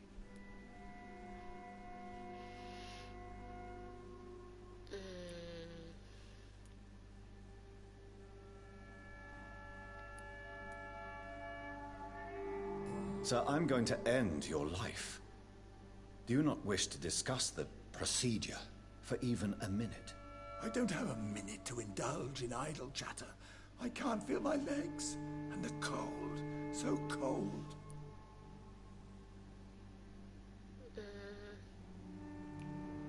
I will become your maker. Do you understand what that means? Well, I certainly won't consider you my liege, or some such drivel. You can be assured of that. You'll need to feed on warm blood. Blood from mortals. How do you feel about that? I'm rich, Dr. Reed, and powerful. I'm sure I'll be able to acquire all the blood I need without ever having to sully my own hands. What do you know about the Guard of Priwen? What I do know is that I'll crush anyone or anything that would dare to oppose me. Let's move on then. Please, I'm cold and tired. I feel my life waning with every moment. But first, before you embrace immortality, what would you do with such a gift? That's a rather impertinent question, Dr. Reed. And I will do as I please. Answer me all the same. What will your first action be as an immortal? To save London, I will finance the most efficient quarantine ever seen. I will build a wall that will separate the sick boroughs from the healthy ones.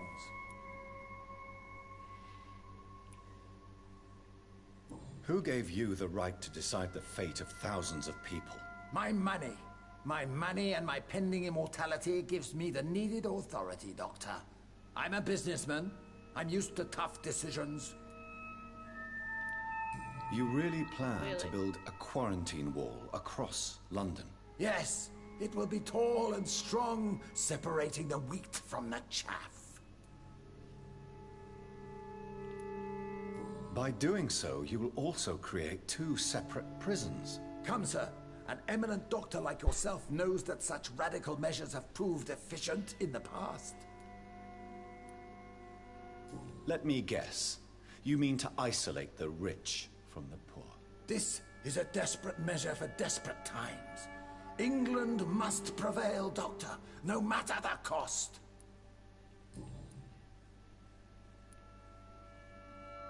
Quarantine is not a bad idea, medically speaking.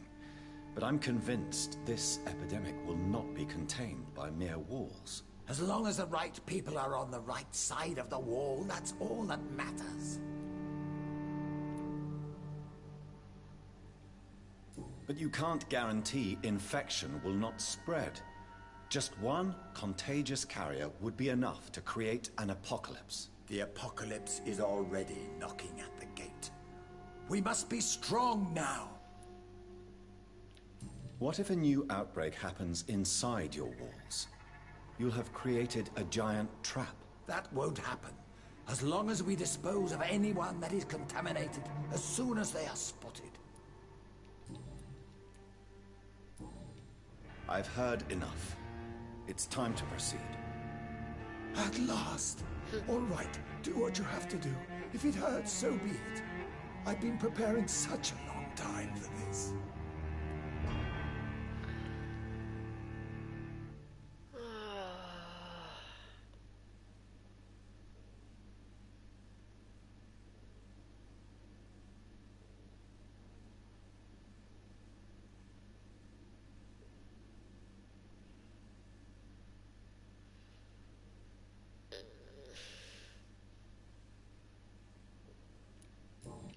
Listen to me, Aloysius Dawson. You will forget your fear of dying, for it has poisoned your mind and made you bitter and ruthless since the death of your twin brother. You don't understand. Death is oblivion, the eternal void. I know there's nothing there. I saw it in Robert's empty eyes. I saw myself in that coffin. Death is painful for those who remain, not for those who have passed. All that occult gibberish you filled your head with has made you forget this simple truth. No! Death will not claim me. I have the power and the money. I've acquired the arcane knowledge needed. I believe there is magic, there are dark forces. You will provide me my extension. Your ignorance makes you a fool. You have no idea. Look at me. Hunted like a beast, my family lost, cursed. I have not escaped death, I have become it. No, there must be a way. I don't want to go like my brother did. I have money, lots of money. Money won't ease your mind. I know you used to be a good and generous man. So I offer you the gift of peace, Aloysius. The tranquility of a true death. I accept your offer. And I understand. No more fear, I will die a man of dignity. And a man at peace.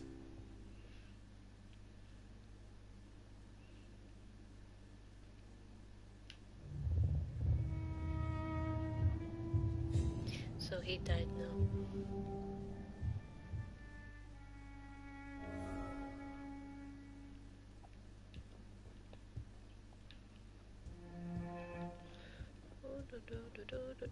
It's locked, all right. It's locked.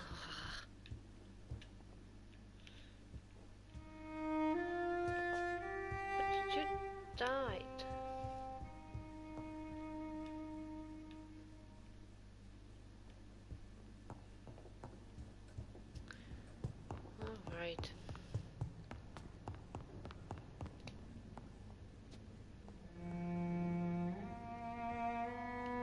Is it done, Dr. Reed? Is Aloysius Dawson reborn as expected? I'm afraid Mr. Dawson finally chose to embrace life and death as a mortal. What do you mean? He has overcome his fear of dying. I let him rest and wait for death to come. What? This is unacceptable. Go back there and make him the powerful Ekon he's destined to be. No, Lord Redgrave. As a doctor and as an immortal, I can't. If you wish to make him your progeny, then proceed on your own. This is an outrage beyond words. This is betrayal, pure and simple. I should kill you on the spot. You swore on William Marshall's blood. Well, get rid of me then. From now on, you're an outcast. Banished.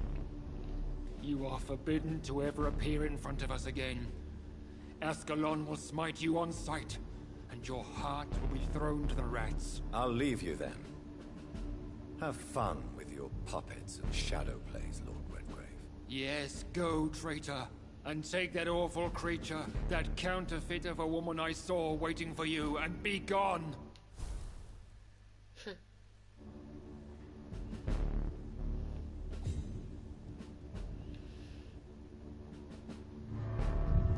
Bye-bye.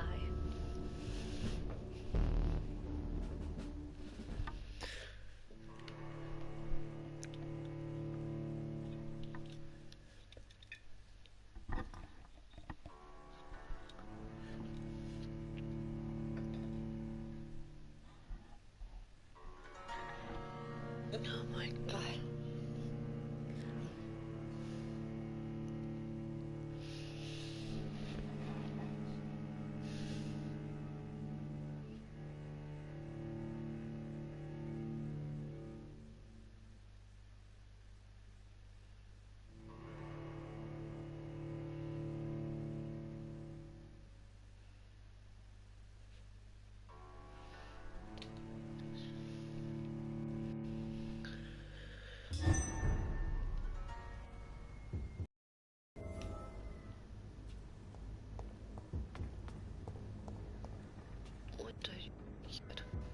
We meet again at the strangest of times, young Ekon. So do you serve the Earl of Bristol now? Old Bridget.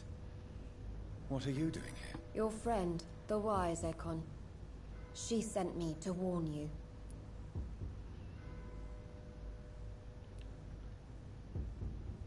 How did you meet Lady Ashbury? She came to us in the sewers in search of answers. Just as you did. What kind of answers did you give her? I knew nothing of your maker, but we talked. We talked a lot. Her words and ideas are captivating. It is no surprise that you like her. I like her too. Lady Ashbury in the sewers? Now that's a sight I wish I'd seen. She said she was your friend, and that she sought the identity of your maker. So I answered her questions. Did anyone see you? It's a long way from the dock sewers, and hunters are patrolling the streets here. Who said I took the streets? How do you think I survived for centuries in this city without ever being seen? I know all her secrets. Lady Ashbury? You know her? Tell me what's going on. The lady approached me but a few nights ago, wanting to meet the sewer skulls. Once she questioned Harriet Jones. She agreed to help us. Harriet Jones is still with you then? How is she doing? Harriet remains angry, but is recovering slowly. Her mind is twisted, but at least her body is healing. Tell me what is going on. The lady asked us to keep an eye on your mortal doctor friend while you were away. We spotted the hunters. They were discussing plans to attack tonight. Oh, really? Wait, slow down. I need to ask you something. I'm listening, but I do not have time to waste, so be quick. Why do I feel like Lord Redgrave was particularly irritated to see you? Far more so than the average Skal, if I may say. Because I used to know him quite well. And he is afraid I may remember who he really is. You're Elizabeth's informant. You're the one who told her about Lord Redgrave's lies regarding his lineage. Yes, but my words were not meant to hurt or threaten.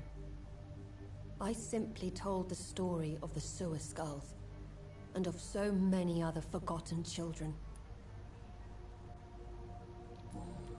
Okay. No time to lose, then. I must go there right away. I shall return to my den. Have you a message for the lady? Should I see her before you?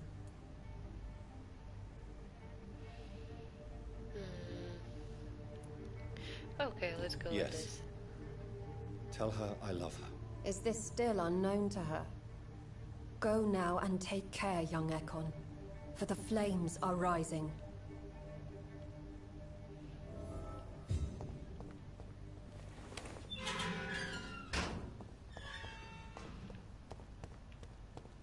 Alright.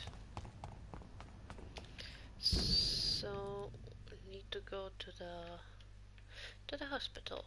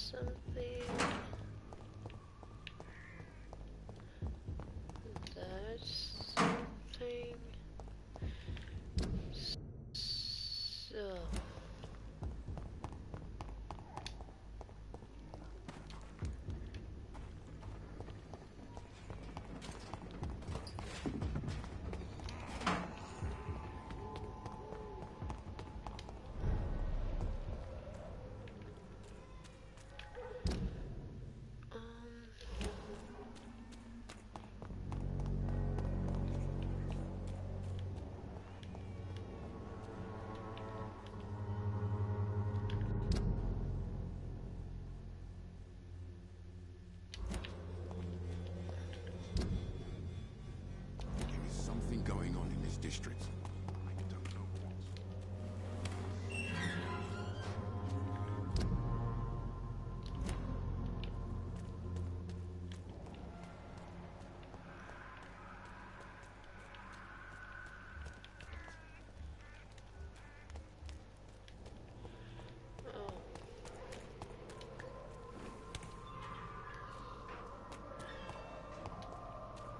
There is something going on in this district. When science fails you. Goody. You look... Thank you. Goodbye, Miss Swanborough.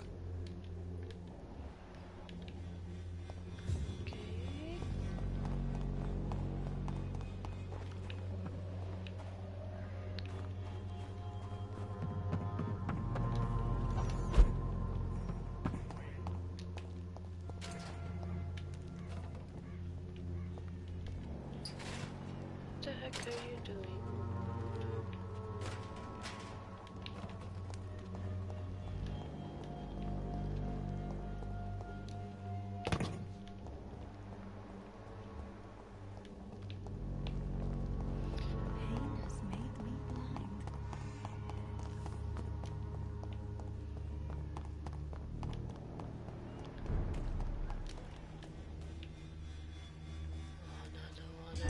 dare you interfere with my hunt?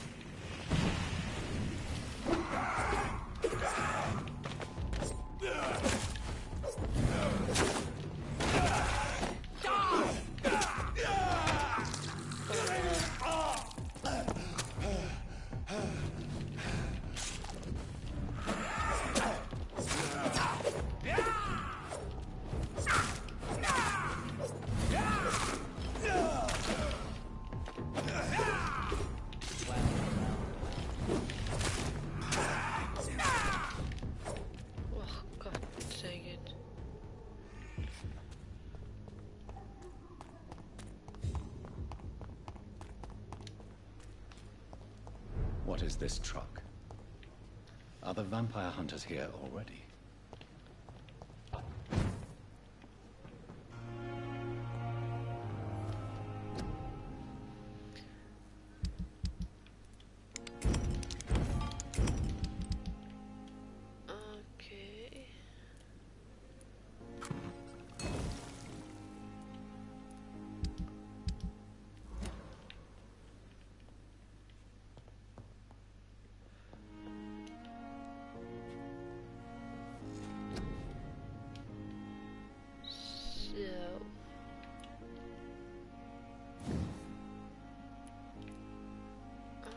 already upgraded. Oh, I need this one, the blood capacity.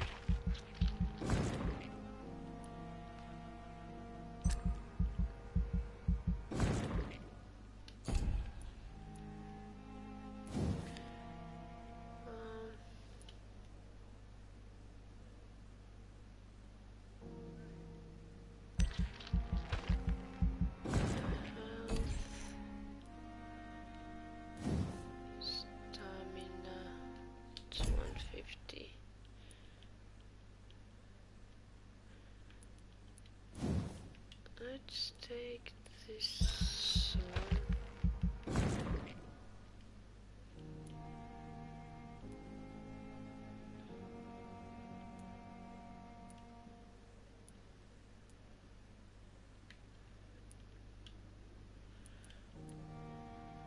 This blood barrier duration 5 seconds. You create an invisible barrier absorbing direct damage until it fades or it is destroyed.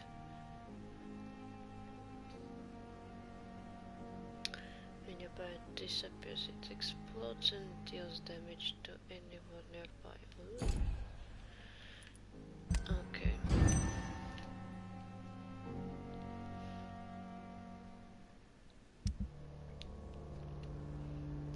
Death of.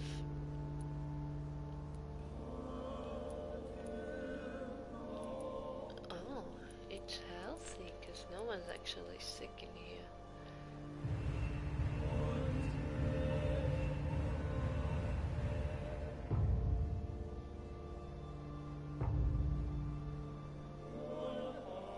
Stable.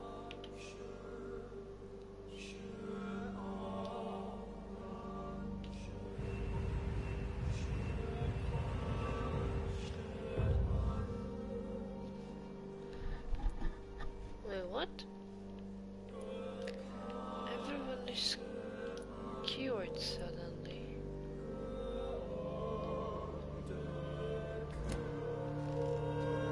That was strange. Go to the Edward Swansea.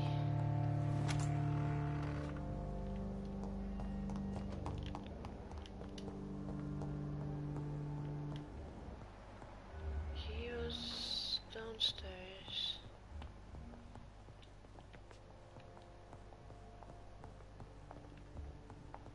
Those bastards. What have they done to Edgar?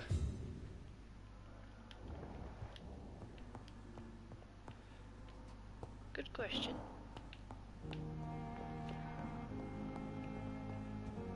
Okay. McCullum and his thugs are taking the credit for Edgar's abduction. They really mean business.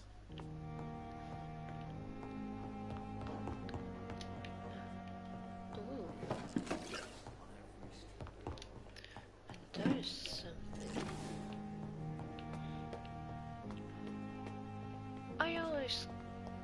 I could come here.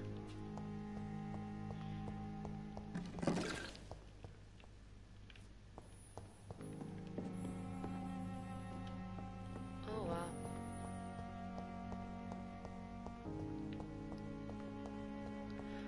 Oh, it was closed before. Let's use it.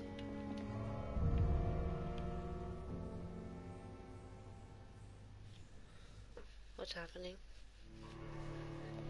Did I do something?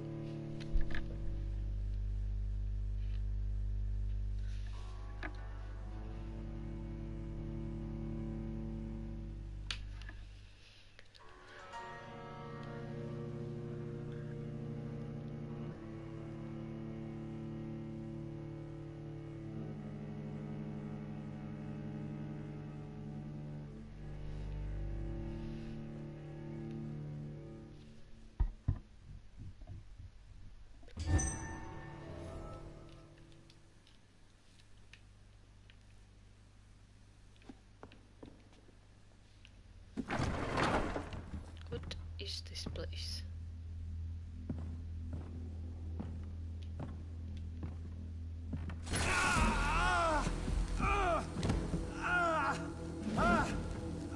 ultraviolet curtains and ori calcium powder. Dr. Swansea's always been a resourceful bastard. I bet he never told you he had this installed in case of a vampire attack. Says a lot about how much he trusts you. What have you done with Edgar? Don't worry. We don't kill humans. Even if your friend is deserving of a little punishment for one. What are you talking about? We know everything. Swansea and you created this bloody epidemic. You aim to unleash another disaster, just like William Marshall did. No, I'm trying to put an end to it, just like you are. You're his progeny, aren't you? Where is the monster hiding? It's still in England, isn't it? I have no idea what you're talking about. Jeffrey, please listen to me. No tricks. That shit won't work on me. We've found proof in the theater. Doris Fletcher was your first experiment. Now where is Marshall? Speak!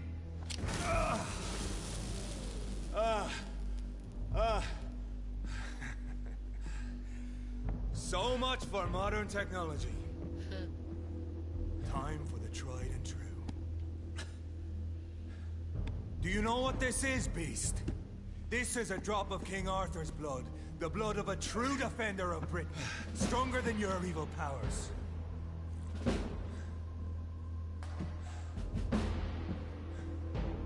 This is ridiculous. We're losing precious time. True enough. Soon I'll bring your head before your coward of a father. I know! It hurts, doesn't it?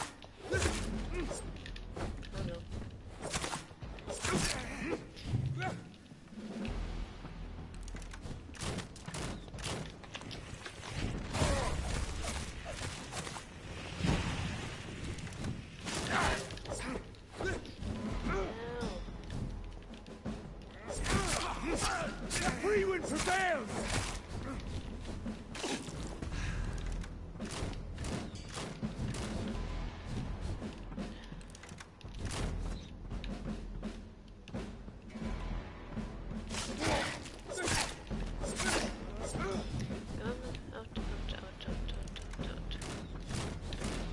Come on, Reed. Or something else.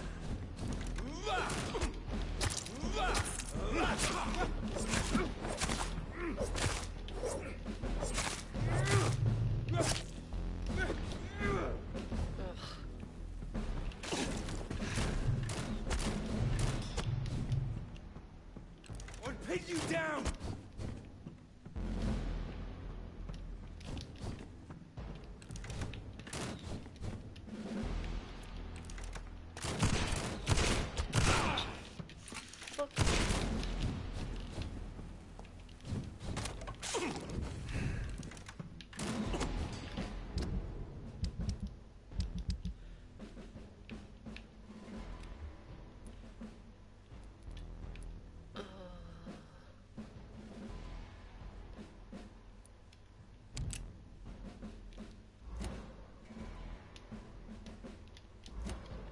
Your poisonous bite is useless on me.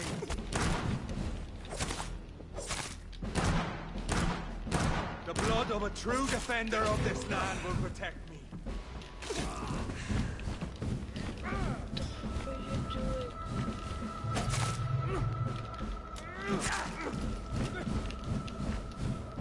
Show some style.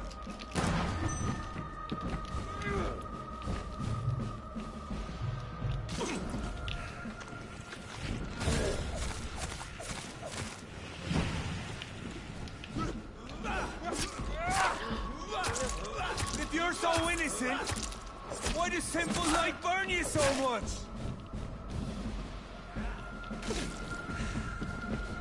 Come on, Reed. Try something else.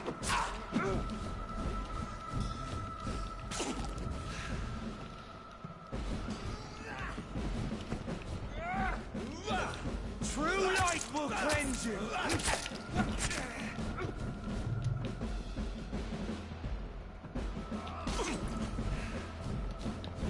Free wind prevails.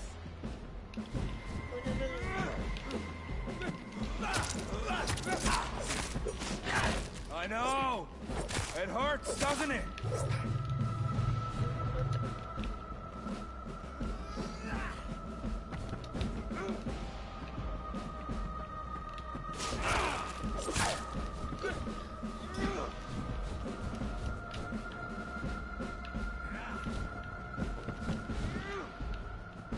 True light will cleanse you!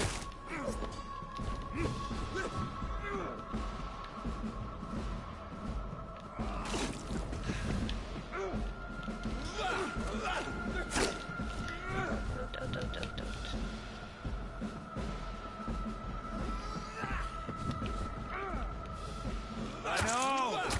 It hurts, doesn't it?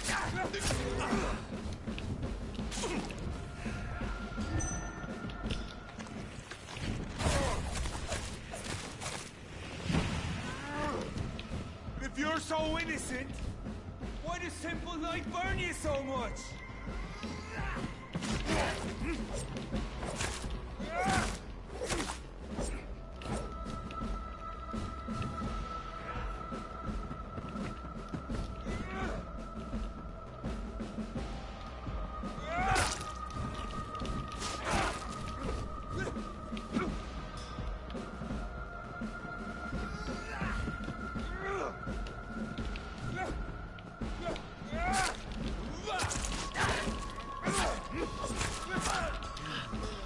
True light will cleanse you.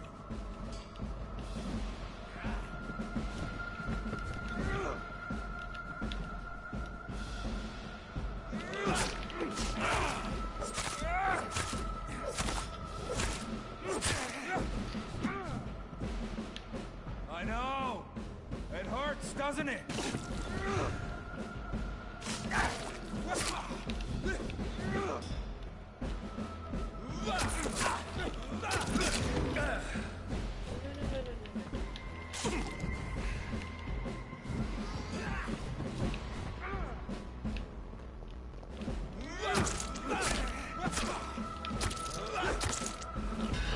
Yes. We are the guardian of justice. Priwen shall prevail. You can't accept the fact we're not enemies, can you? We always have been, and we always will be. Of all the evils that threaten mankind, your kind are the worst.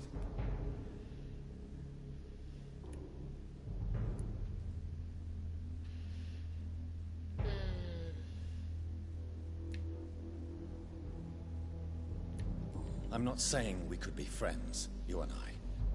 But perhaps we could collaborate to put an end to this epidemic. Never! We are Priwen.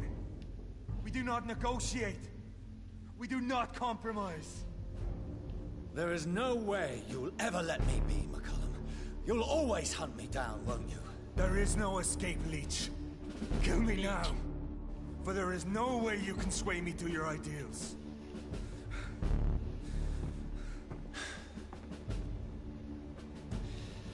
That's where you're mistaken.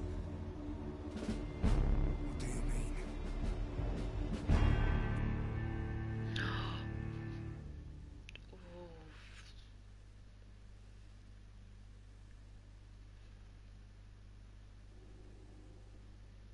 I don't want to turn anyone. I'll spare you, McCullum. I'll offer you the mercy you never offered me. What is this ruse? This is no ruse, McCullum. This is me letting you go. After all, you and I are both trying to save this poor country in our own way.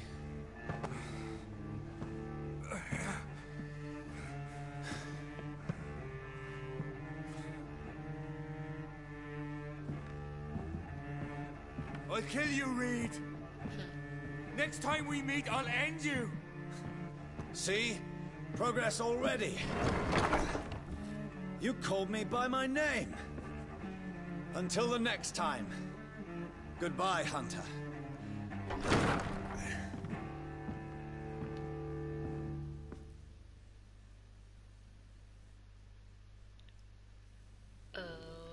Okay. That was something.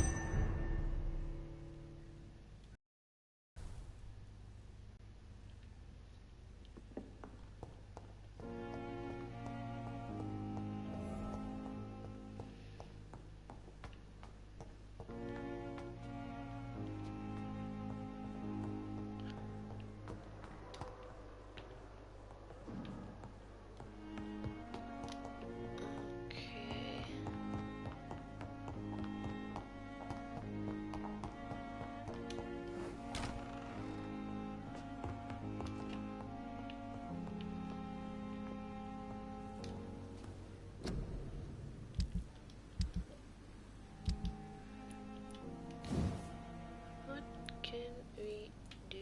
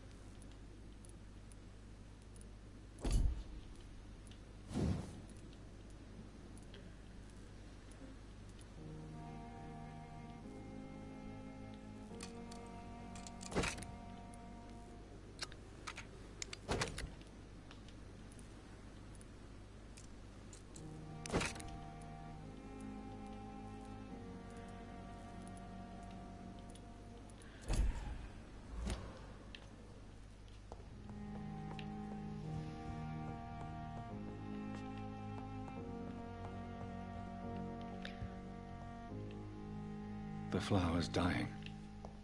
It needs water. Yeah, but how?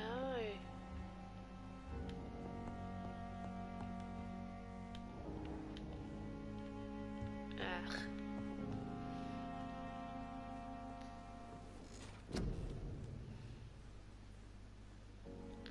Okay.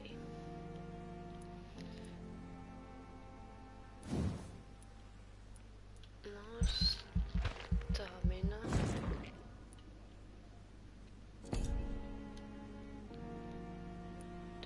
This fast regeneration.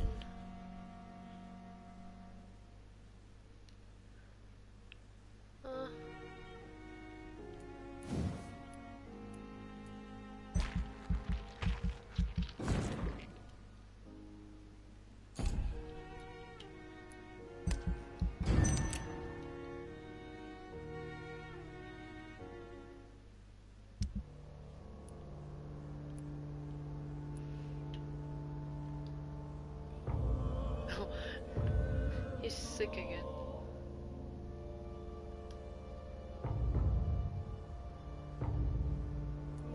And these guys as well are sick.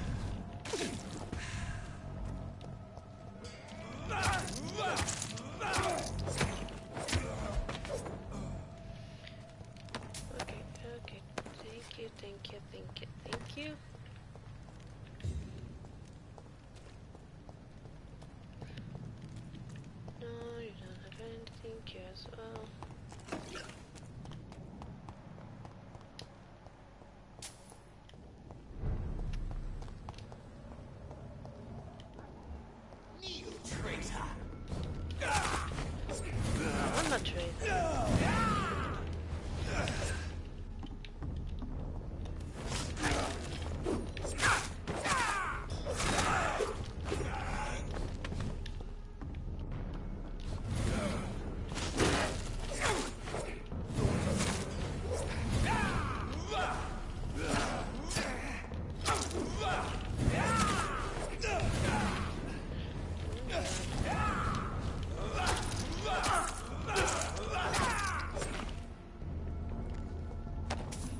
These guys.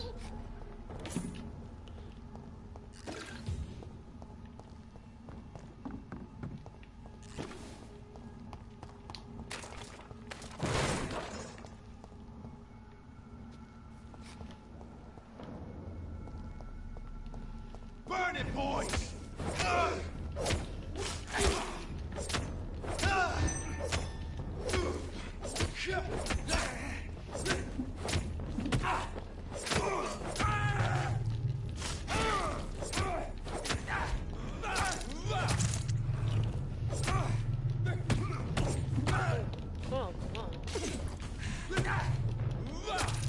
I order you to step back.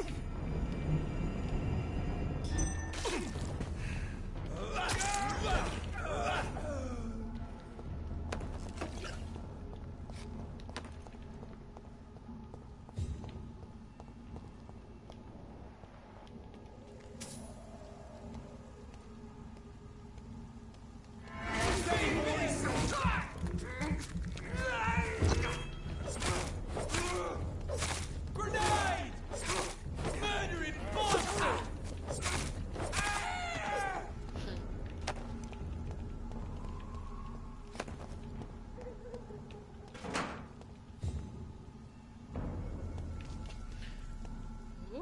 There's safer places to be than here. What's this?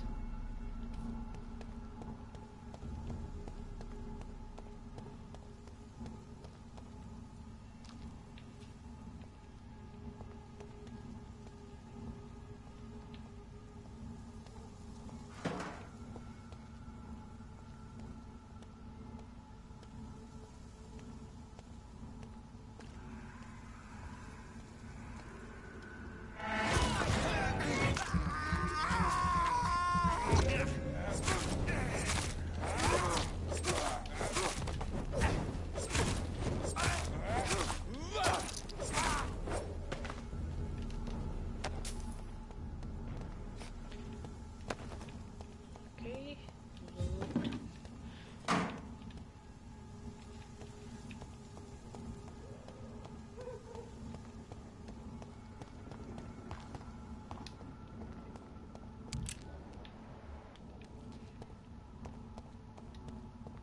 Steady, boys! We move!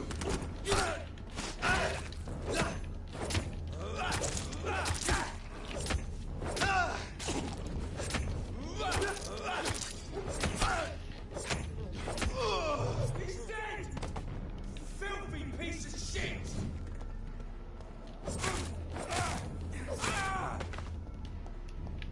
Nothing. Oh yeah.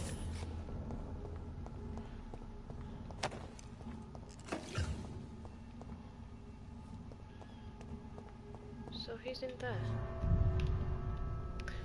Okay, let's go after Edgar.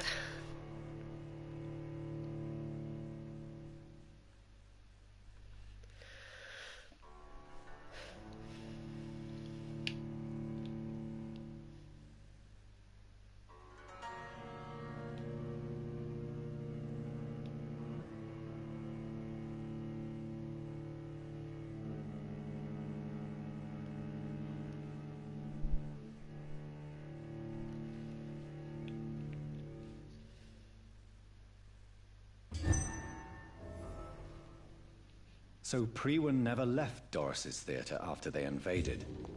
They must be holding Edgar here in their new headquarters.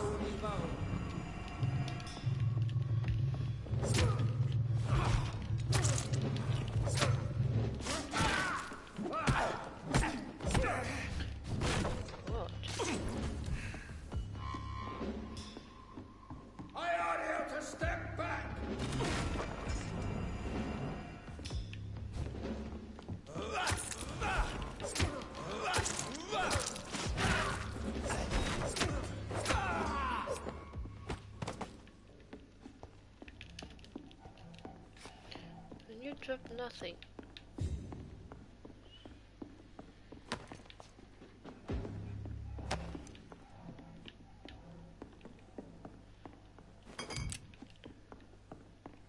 Okay.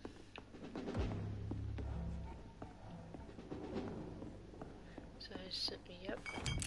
There's something.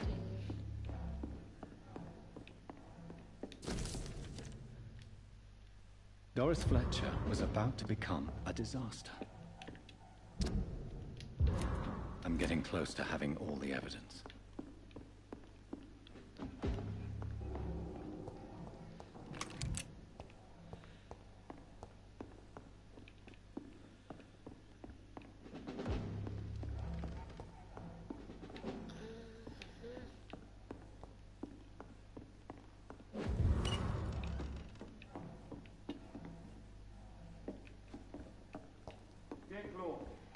Keep an eye on each other.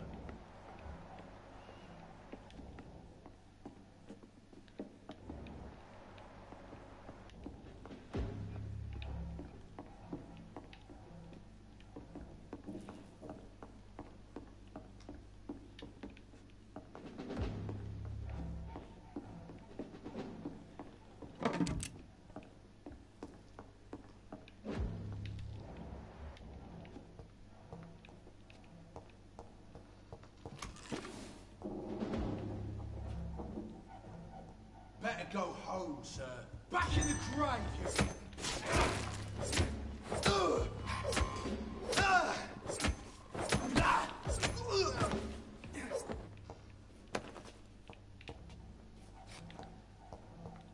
I cannot enter.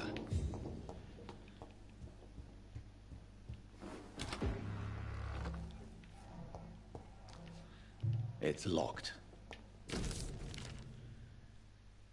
I should find the key to that box.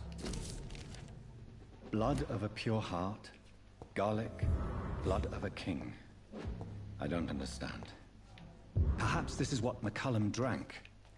I had better keep that in mind.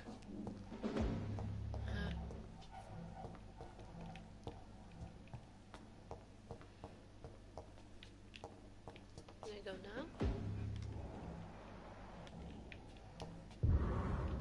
Yep. Edgar. Edgar, can you hear me? Jonathan, is it really you? Easy. Easy. Save your strength. I'm getting you out of here.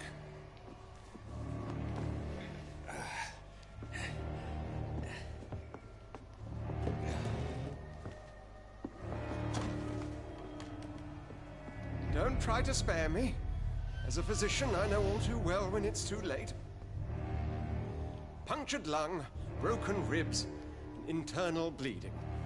An accurate diagnosis, wouldn't you say? Edgar, what happened?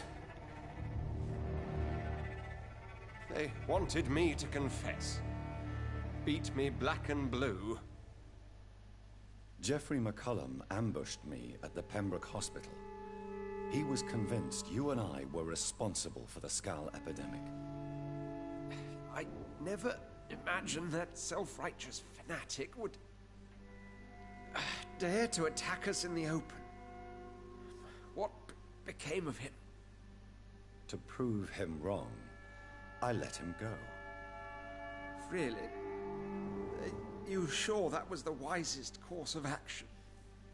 Time will tell. The most intriguing part of his accusation was that you and I were the pawns of some ancient vampire. William Marshall. Yes, they tortured me to make me confess the same nonsense.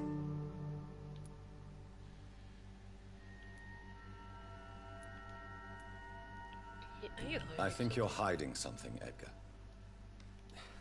What do you mean? William Marshall, for example. You speak of him as if you know him. How is that? Jonathan, I cannot say I'm ready for another round of questions. Why not? Why would the Guard of Priwen believe you and I created the vampire epidemic? Maybe due to our profession. Because I offered you shelter in my hospital. What can you tell me about William Marshall? Not much. History paints the story he was the greatest knight who ever lived. Amongst the immortals, he had a yet greater legend.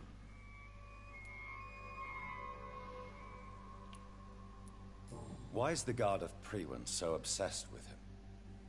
He was the only ancient vampire to escape the first great hunt launched by the Guard of Priwen in 1854. They believe he's an evil creature plotting his return.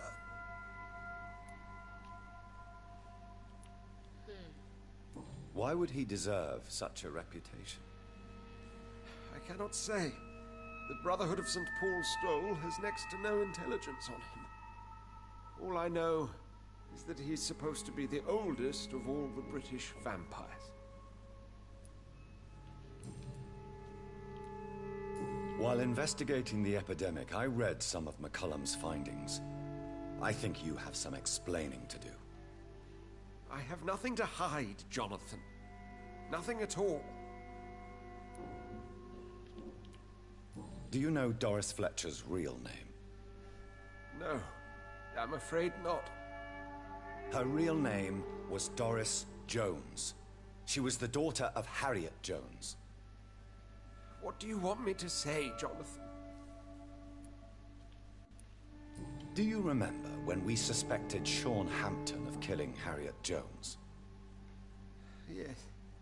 The terrible episode that came as a shock to us all. Harriet Jones faked her own death. When I found her in the sewers, she confessed she wanted everybody to pay for what happened to her. That woman was extremely bitter, full of hatred and festering anger.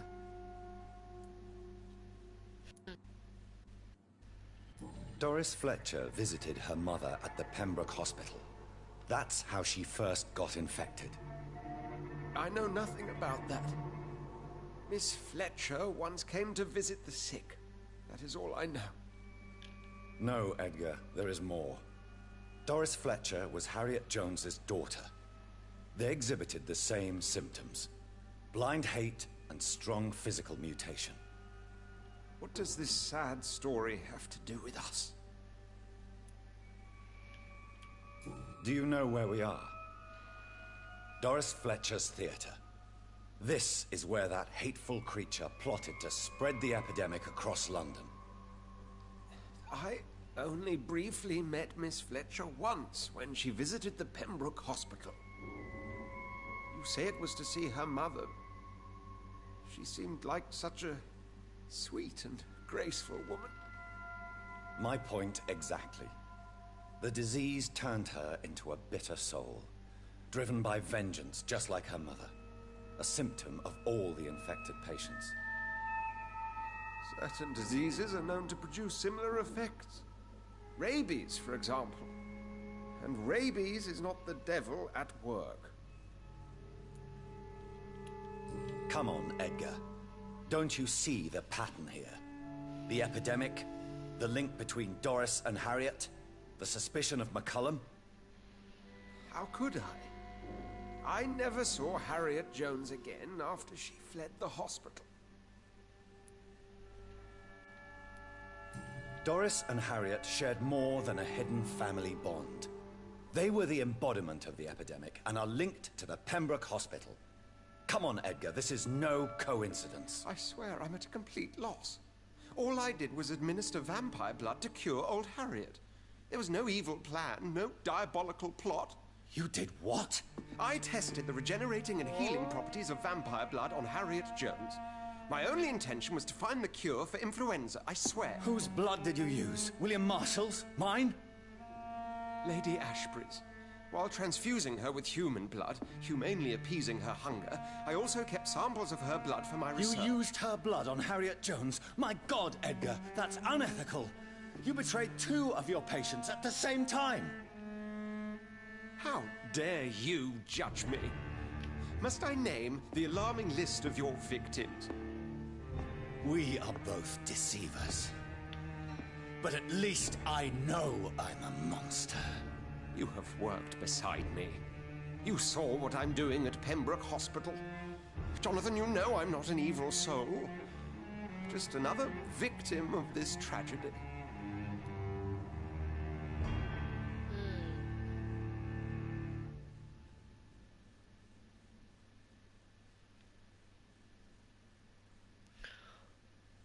What should I do?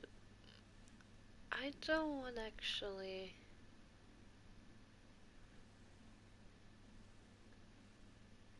tell him, but I don't want to kill him. Ah. No, Edgar, you are not going to die. Unless you want to. What do you mean? I can save you, Edgar. I can turn your broken body into one like mine. You truly would? After all I've done, after all that's been said, you would offer me this gift? I have no way of knowing which punishment would be worse, Edgar. But it is not for me to decide. So? Oh, please, Jonathan, please. I beg you. This is what I've always wanted. This is what I've always searched for. Very well, then. Oh. Prepare to die and be reborn. To face an eternity of guilt. I'm ready. Oh, indeed, I am ready. Don't tell me he's gonna be evil after this. Enough!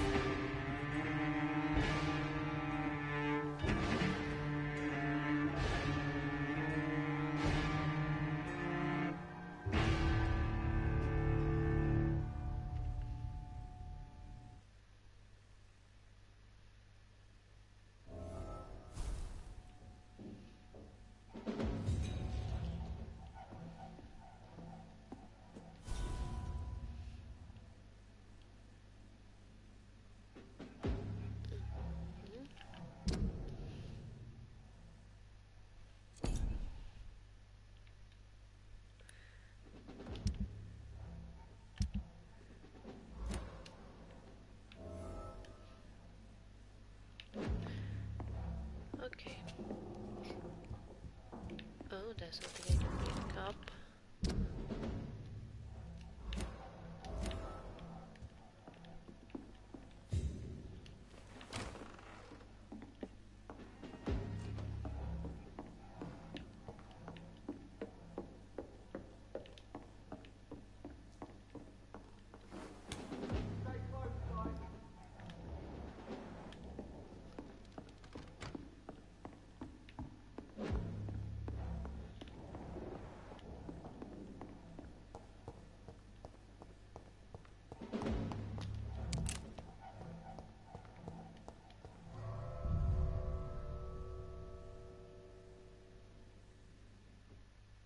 Huh.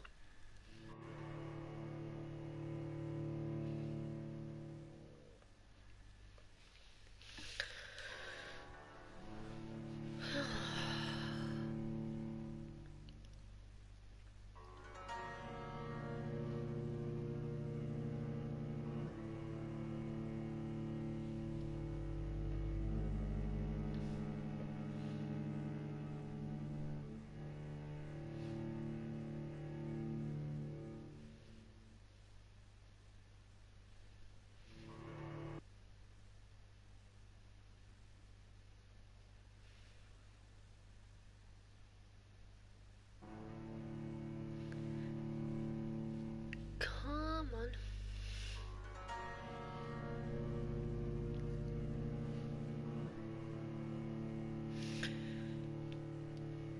Okay. Let's go. Return at a more convenient time.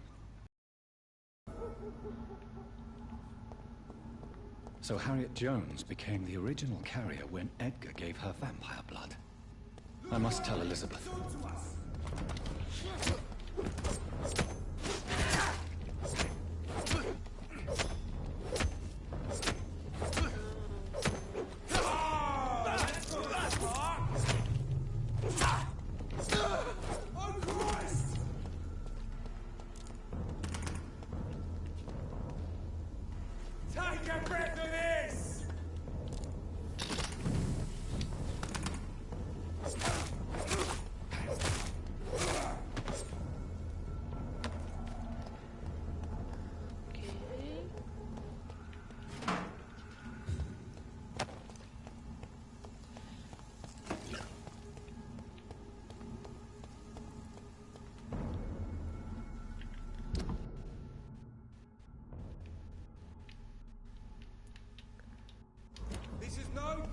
the gentlemen! Get them weapons ready! Fast!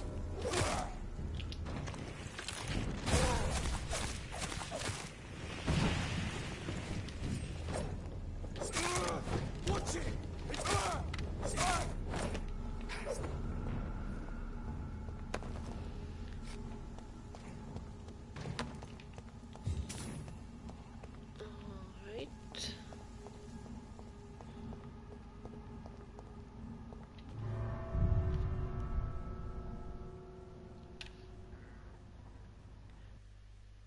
And again, loading screen. Okay, I'm gonna enter the house and that's it for today. I'm gonna finish.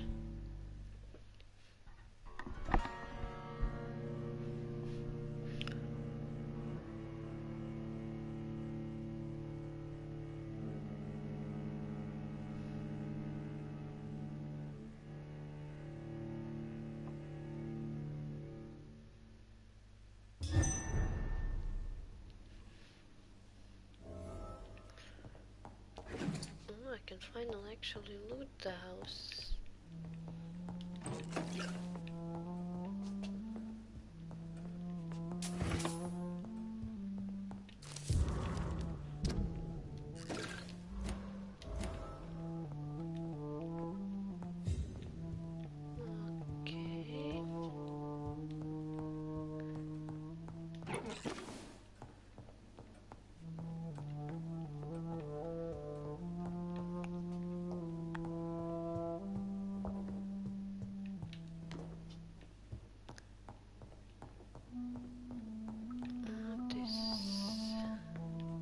It's locked.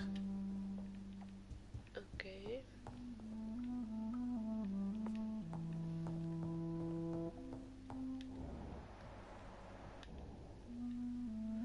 Okay, yeah. I'm gonna finish now. Okay then. Oh, that's chest, okay. Then that's it for today. If you like this video, please like it and follow this channel. See you next time.